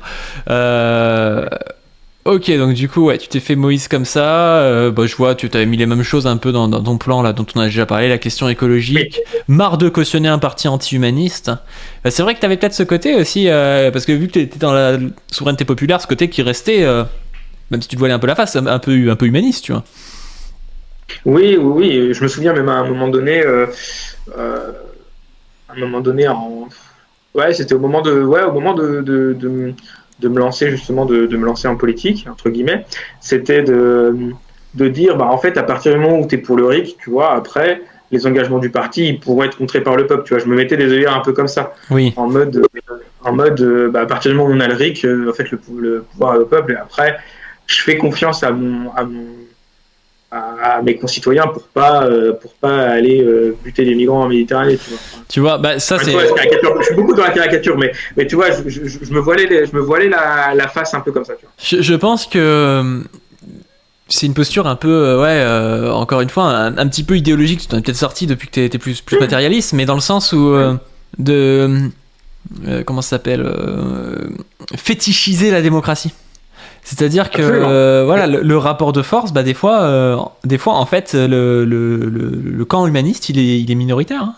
Des fois le camp humaniste est minoritaire et tu peux avoir le peuple qui vote pour laisser les migrants se noyer en Méditerranée, tu vois. C'est pas pour autant qu'il faut voter pour ça. Et c'est là où justement les populistes comme Ventose, ils sont là, moi je vote avec le peuple parce que le peuple vote Le Pen. Tu sais, le peuple voterait Hitler, tu vois. Enfin, genre, ça n'a aucun sens comme position. C'est pas une position. Les positions politiques, c'est pas prendre la position majoritaire tout le temps. Sinon, à ce moment-là, pour l'instant, faut voter Macron, quoi. Donc, c'est ridicule. Oui. Eh ben, c'est très bien que tu m'en parles parce que j'avais zappé et c'est effectivement aussi un argument que je me suis dit à moi-même, c'est que effectivement moi je pensais comme Tatiana que comme le peuple, comme les classes populaires votaient beaucoup RN et en particulier dans mon coin, au niveau local ça vote beaucoup RN et c'est plutôt les gens des campagnes plutôt modestes qui votent RN. Je me suis dit aussi qu'en rejoignant ce parti, en étant candidat pour eux, ça j'étais un peu le défenseur de ces gens-là, mais en fait c'est dans l'autre sens qu'il faut réfléchir. C'est plutôt est-ce que c'est bien en étant RN qu'on est le défenseur de ces gens-là? Et la réponse est non. Oui, et puis en plus de ça, on se branle un peu quand même souvent sur les classes populaires votent RN. En réalité, alors chez les ouvriers il y a un peu plus de vote RN que de vote Mélenchon, mais déjà il y a un gros vote Mélenchon. Chez les employés après ça s'inverse, je crois, il y a plus de vote Mélenchon, et la réalité c'est que les classes populaires elles s'abstiennent, hein. C'est pas qu'elles votent RN, hein. La majorité des classes populaires s'abstiennent en fait en France. C'est vrai, c'est vrai. Donc à ce moment-là, tu te présentes pas et tu dis ah bah regardez, je fais de la super politique parce que les gens votent pas, je suis pas candidat, tu vois. Enfin, c'est débile au bout d'un moment. Oui, non, mais c'est sûr. Non, mais c'est sûr. Et tu parles Et puis, de ouais, vas-y. matérialisme, de déterminisme, d'athéisme, tout ça. T'as des auteurs que t'as lus, je sais pas. Enfin, t'es devenu, tu te dis, je sais pas, de tel auteur. Enfin, est-ce qu'il y a Oui, des intellectuels à qui tu peux te rattacher aujourd'hui? oui, sur le matérialisme et le déterminisme, en fait, moi, c'est plus, je dirais, de la réflexion personnelle et venant du milieu scientifique. Oui. Après, par exemple, il y a moi, je crois profondément au démon de la place, donc à la place, hein, qui est un auteur, ouais, qui a un fondement du déterminisme. Après, moi, je suis pas par mon parcours par rapport à beaucoup d'autres personnes que tu as interviewées, je suis pas très formé en philo, malheureusement. D'accord. Je suis plus formé, je suis plus formé via le côté sciences dures et via le côté épistémologie, tu vois. Mais et c'est par ce biais-là que je réfléchis en fait. Tu vois. Oui. Ouais, Mais d'accord. c'est un tort que j'ai. Hein. Je reconnais que c'est un tort que j'ai. Je devrais lire beaucoup plus de philo. Bah, Je le reconnais. Et puis C'est après, pas obligé, mais ça m'a fait marrer que, genre, je te parle d'auteur et tu me parles de Laplace. C'est pas le mec qui me vient, tac, je me dis c'est vrai. politique, Laplace, tu vois. C'est vrai. Oui, justement, la place, c'est plus un grand nom scientifique que philosophique. Ah bah carrément, ouais. Mais justement, il y a cette théorie du démon de la place qui est en fait le, ouais, le précurseur du physicalisme, si on veut, qui dit que en fait, si on pouvait connaître toutes les lois de la physique, et ben on pourrait tout prévoir. Donc c'est vraiment j'ai envie de dire le déterminisme pur jus, ce qu'on appelle le démon de la place. Donc, c'est pour ça que je le citais. Après, effectivement, moi je suis en train de me rapprocher, enfin de lire, pardon, des auteurs classiques pour vous, hein, du Hegel, du Marx, du Marx et du Engels. Voilà, c'est plutôt c'est des gens voilà, où j'avais beaucoup de réserves il y a quelques années et où maintenant je me mets à les lire. Voilà, après j'ai une vie aussi, donc forcément. Oui, mais c'était pas obligé, hein, y a pas de honte. Il y a des gens qui viennent en plus à la politique pour des raisons différentes. Il y a des gens qui viennent du milieu associatisme, du syndicalisme, d'autres qui ont une démarche un peu plus intellectuelle, d'autres qui ont une démarche, j'en sais rien, éthique. Voilà. Mais ça me fait marrer parce que dans les chats, ils disent en fait, t'as vraiment une trajectoire d'ingénieur, mais c'est vraiment ça. Et moi, au fond, comment ça s'appelle, ça me rassure un peu de me dire voilà, il y a des gens aujourd'hui qu'à gauche on arrive à toucher, non pas parce qu'ils ont une nécessité évidente, je pense que sincèrement les ingénieurs ont intérêt à voter à gauche, mais un intérêt parfois qui va être de moyen terme ou de long terme et qui va pas forcément être là à court terme. Si ça se trouve, les ingénieurs ils peuvent profiter aussi des fois de politiques un peu plus droitières qui tapent sur les classes populaires et puis qui rincent un peu plus les classes moyennes hautes, quoi. Mais c'est bien aussi que par la science, par la pensée, par je sais pas, l'écologie scientifique et tout, il y a des gens qui viennent aussi à gauche, quoi. C'est plutôt rassurant, je trouve. Oui, comme je le dis un peu pour blaguer, je suis passé de rouge brun à rouge vert, quoi. Ouais, c'est un peu ça que si je résume vraiment en une phrase mon parcours, c'est un peu ça. Et ce que je veux dire aussi sur le côté ingénieur, c'est ce qu'il faut voir, c'est qu'il y a beaucoup d'ingénieurs qui sont assez, en tout cas de mon expérience, j'ai pas vu forcément d'études statistiques là-dessus, mais j'ai l'impression qu'il y a beaucoup d'ingénieurs qui sont au début, en tout cas, assez à droite, parce qu'ils croient en la méritocratie. Comme le système des ingénieurs en France particulièrement, ça passe par les concours, c'est, on va dire, entre guillemets, relativement peu cher par rapport à des écoles de commerce, donc c'est des études un peu plus accessibles aux classes populaires que d'aller à HEC ou à l'ENA, par exemple. Il y a ce côté méritocratie que je retrouve beaucoup parmi mes potes ingénieurs. Et après, il y en a certains comme moi qui peuvent s'en détacher, tu vois. Mais je pense que c'est malheureusement ça, le côté prépa école d'ingé donne plutôt cette orientation-là. Pour deux choses, je pense. À la fois, ouais, il y a le côté méritocratique et il y a aussi le côté. Je trouve en fait que les ingénieurs sont vraiment nuls en épistémologie et ils ont l'impression d'être trop bons parce qu'en fait, c'est des gens qui sont bons en sciences. Ils n'ont rien compris aux sciences sociales, à l'épistémologie des sciences sociales, à comment est-ce qu'on fait pour trouver... parce qu'évidemment, trouver une vérité dans le monde physique sur des atomes et trouver une vérité dans le monde social, en fait, c'est pas la même chose. Et comme c'est pas la même chose, les mecs pensent que la sociologie n'existe pas, que c'est une pseudo-science ou je sais pas quoi, parce qu'en fait, ils ont pas les bases là-dessus. Et comme ils sont bons dans un domaine, ils pensent qu'ils sont capables de juger dans des domaines où ils y connaissent rien, tu vois, et ils prennent de haut les gens, je sais pas, qui font de la psychologie, de la sociologie, des trucs comme ça. Et du coup, ben, c'est un peu la vie de Sardoche à l'ancienne. Hein. Je crois qu'il a un peu changé par rapport à ça, mais tu vois, en mode comme je suis bon en maths, en fait, je peux juger des centaines d'années de recherche en sociologie. Tu vois, bah non, en fait, c'est pas la même chose. Tu vois, enfin, c'est un peu ridicule de dire ça. Les mecs pensent qu'ils peuvent faire l'impasse sur le reste parce qu'ils sont bons en maths, quoi. Ouais, exactement. Exactement. C'est exactement ce que je pense aussi. C'est que il y a beaucoup de. Je sais pas si c'est que les ingénieurs ou même plus largement tous ceux qui ont étudié des sciences entre guillemets dites dures, tu vois, des sciences exactes. Mais c'est vrai qu'il y a un peu ce mépris. Ouais, t'as raison. Puis il y a une croyance qui est assez répandue dans ces milieux-là, c'est qu'en fait il y aurait une frontière entre d'un côté les sciences exactes, en gros, que ça irait jusqu'à la biologie, et puis après toutes les sciences humaines et sociales où ce serait un peu plus flou, un peu plus de l'idéologie, un peu plus du doigt mouillé, tu vois. Bah, il y a un peu cette croyance-là, ouais. Et puis ça, alors, tu vois... Et je l'ai eu cette croyance-là il y a quelques années, alors qu'en fait, tu t'aperçois que c'est pas vrai, quoi. Enfin, c'est beaucoup plus complexe que ça, et que effectivement, il y a des différences entre les disciplines. Évidemment que on prouve pas la même chose. Enfin, l'exigence de preuve est pas la même en biologie, en physique ou en histoire, tu vois. Mais il y a quand même il y a une base commune qui est la méthodologie scientifique, en fait. Ouais, et puis en fait, moi, ce qui m'a toujours étonné, parce que moi de base j'étais quelqu'un quand j'étais jeune, j'adorais les maths, j'étais plutôt bon en maths, j'aime beaucoup les sciences. Hein.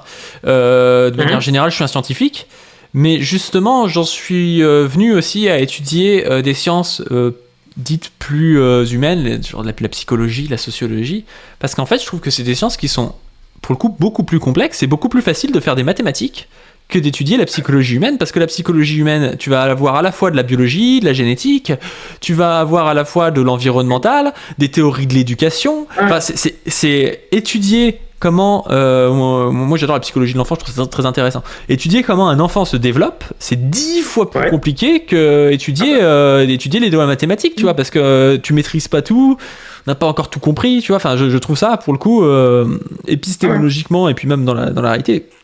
beaucoup plus intéressant, moi. Enfin, plus on est sur des objets qui sont complexes, quoi. Alors évidemment, on peut pas prouver par A plus B qu'on a raison. On est obligé de passer par des démonstrations qui sont plus complexes, qui sont plus parfois en fait on peut pas tester les choses parce que c'est pas éthique en fait de faire des tests sur un enfant, des trucs comme ça. Mais voilà, je trouve qu'en fait ces mecs-là pêchent un peu par orgueil, quoi.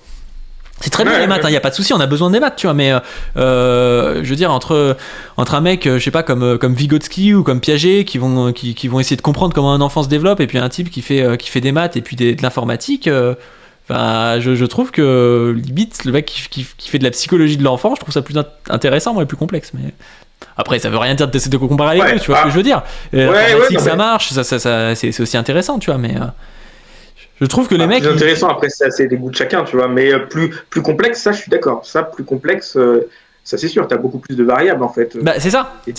C'est que tu touches du vivant. À partir du moment où tu touches du vivant, en fait, c'est complexe, tu vois. Ouais, bien sûr. Ouais, non, je suis tout à fait d'accord avec ça. Je sais pas quoi dire d'autre. Est-ce qu'il y a des gens qui ont des questions dans le chat ? Cela demande encore plus de rigueur pour ne pas tomber dans des biais psychologiques. Lorsque tu touches du vivant, tu touches à toi aussi. Oui, c'est vrai. Bah, ça, c'est ce que... c'est justement un peu l'inverse du positivisme. Je le dis souvent sur la chaîne. Le truc de Lucien Goldman et du marxisme en général, c'est de dire que les jugements de fait sont toujours aussi des jugements de valeur.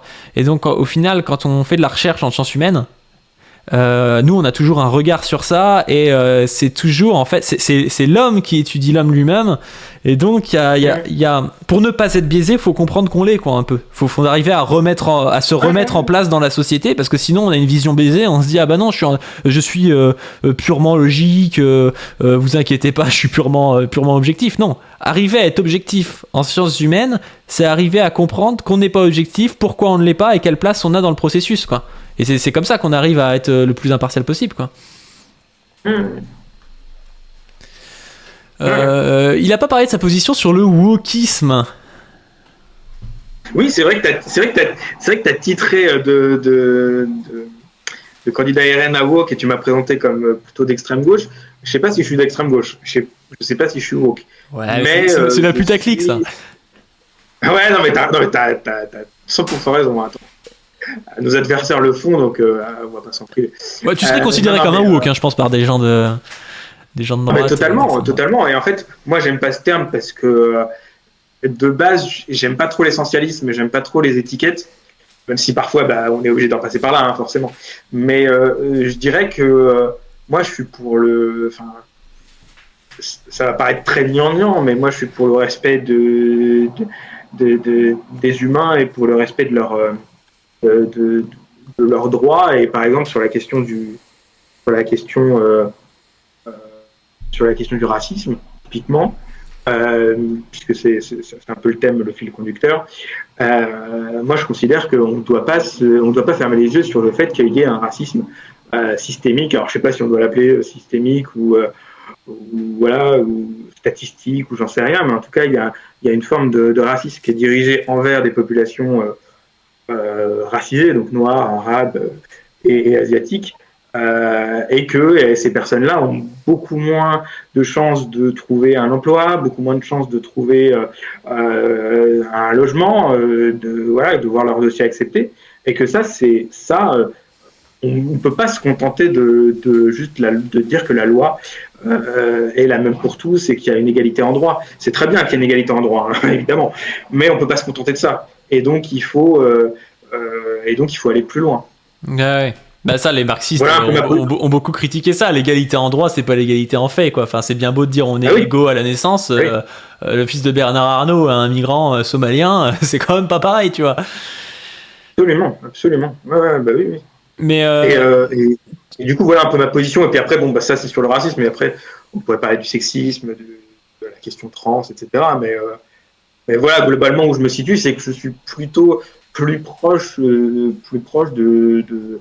oui, je suis plus proche des woke que des anti-woke. Puis je remarque aussi que les anti-woke adorent taper sur les woke, adorent prendre la frange extrême, parfois peut-être un peu amusante ou un peu facilement caricaturable, on va dire, pour leur taper dessus, pour faire un magnifique homme de paille, alors qu'en fait, ils prennent pas la mesure des 20 ou 25% de différence de salaire entre les hommes et les femmes. Ils prennent pas la mesure du racisme systémique dont je viens de parler. Ils prennent pas la mesure des agressions envers les trans ou ce genre de choses. Et ils préfèrent les anti-woke adorent caricaturer les woke. Tous les woke, moi je ne soutiens pas tous les woke dans le sens où certains peuvent faire des dingueries aussi, ça arrive. Mais si je dois choisir, je suis clairement plus proche des woke que des anti-woke. Ouais, mais c'est super intéressant ce que tu dis, notamment, je trouve. Deux choses. Je voudrais dire que le woke, en fait, ça marche, comme j'en ai parlé tout à l'heure, comme le facho avant. En fait, les droitards sont beaucoup pleins de on se fait traiter de facho. Et c'est vrai qu'avant, t'avais des gens de gauche ou d'extrême gauche, ça peut aussi arriver maintenant d'ailleurs. Limite, si t'es souverainiste, tu vois, tout de suite t'es un fasciste, tu vois. Je veux dire, enfin, c'est quand même pas pareil. Un type qui est souverainiste, qui peut être un peu confus sur des endroits, tu vois, mais qui est plutôt, quand on peut être souverainiste, c'est pas du tout être confus en plus. Hein. Mais voilà, être fasciste, ça n'a rien à voir, quoi. Et ben là, c'est pareil. À droite, les mecs ils te traitent de woke tout le temps, alors que ça n'a aucun intérêt, ça fait pas avancer le débat. Et c'est juste un homme de paille. Et puis, j'aimerais revenir aussi sur l'aspect systémique. C'est intéressant ce que tu dis parce que c'est un truc qui est très peu compris à droite.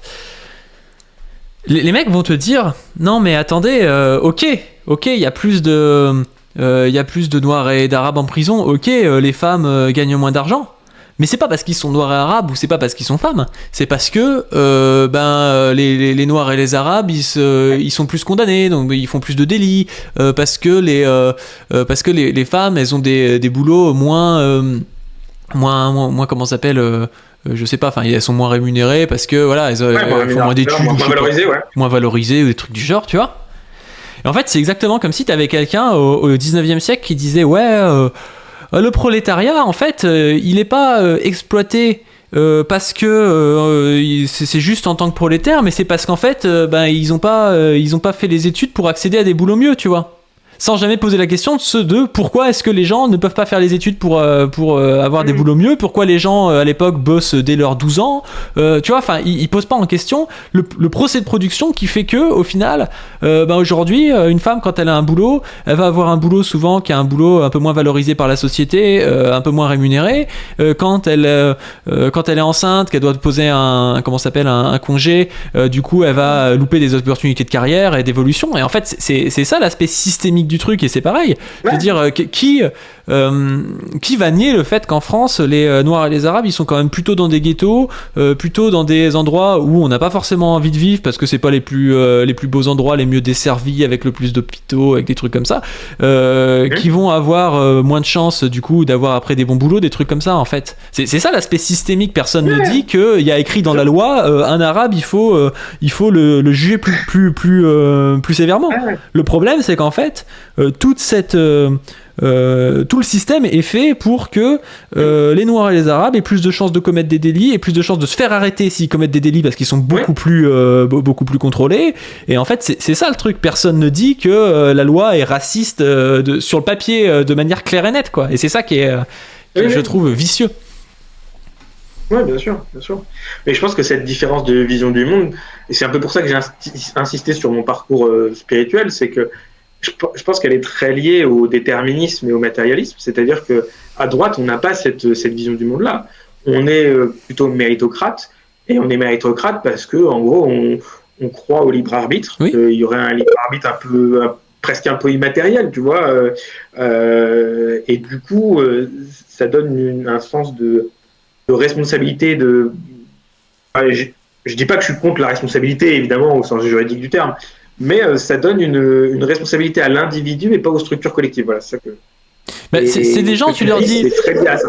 Ils te parlent d'un crime ou je sais pas quoi, et tu leur expliques un peu le contexte du truc, et ils disent ah non mais on s'en fout, et puis limite ils te disent que t'es en train de dire que le crime c'était bien. T'étais pas en train de dire ça, mais t'es en train en fait de montrer toute la causalité qu'il y a derrière ça, et en quoi ok on peut punir ce crime et tout, mais en quoi au final si on change pas le système va y en avoir d'autres, et souvent eux en fait ne veulent pas changer le système et veulent même le rendre plus oppressif, ce qui va créer souvent plus de délits et plus de crimes.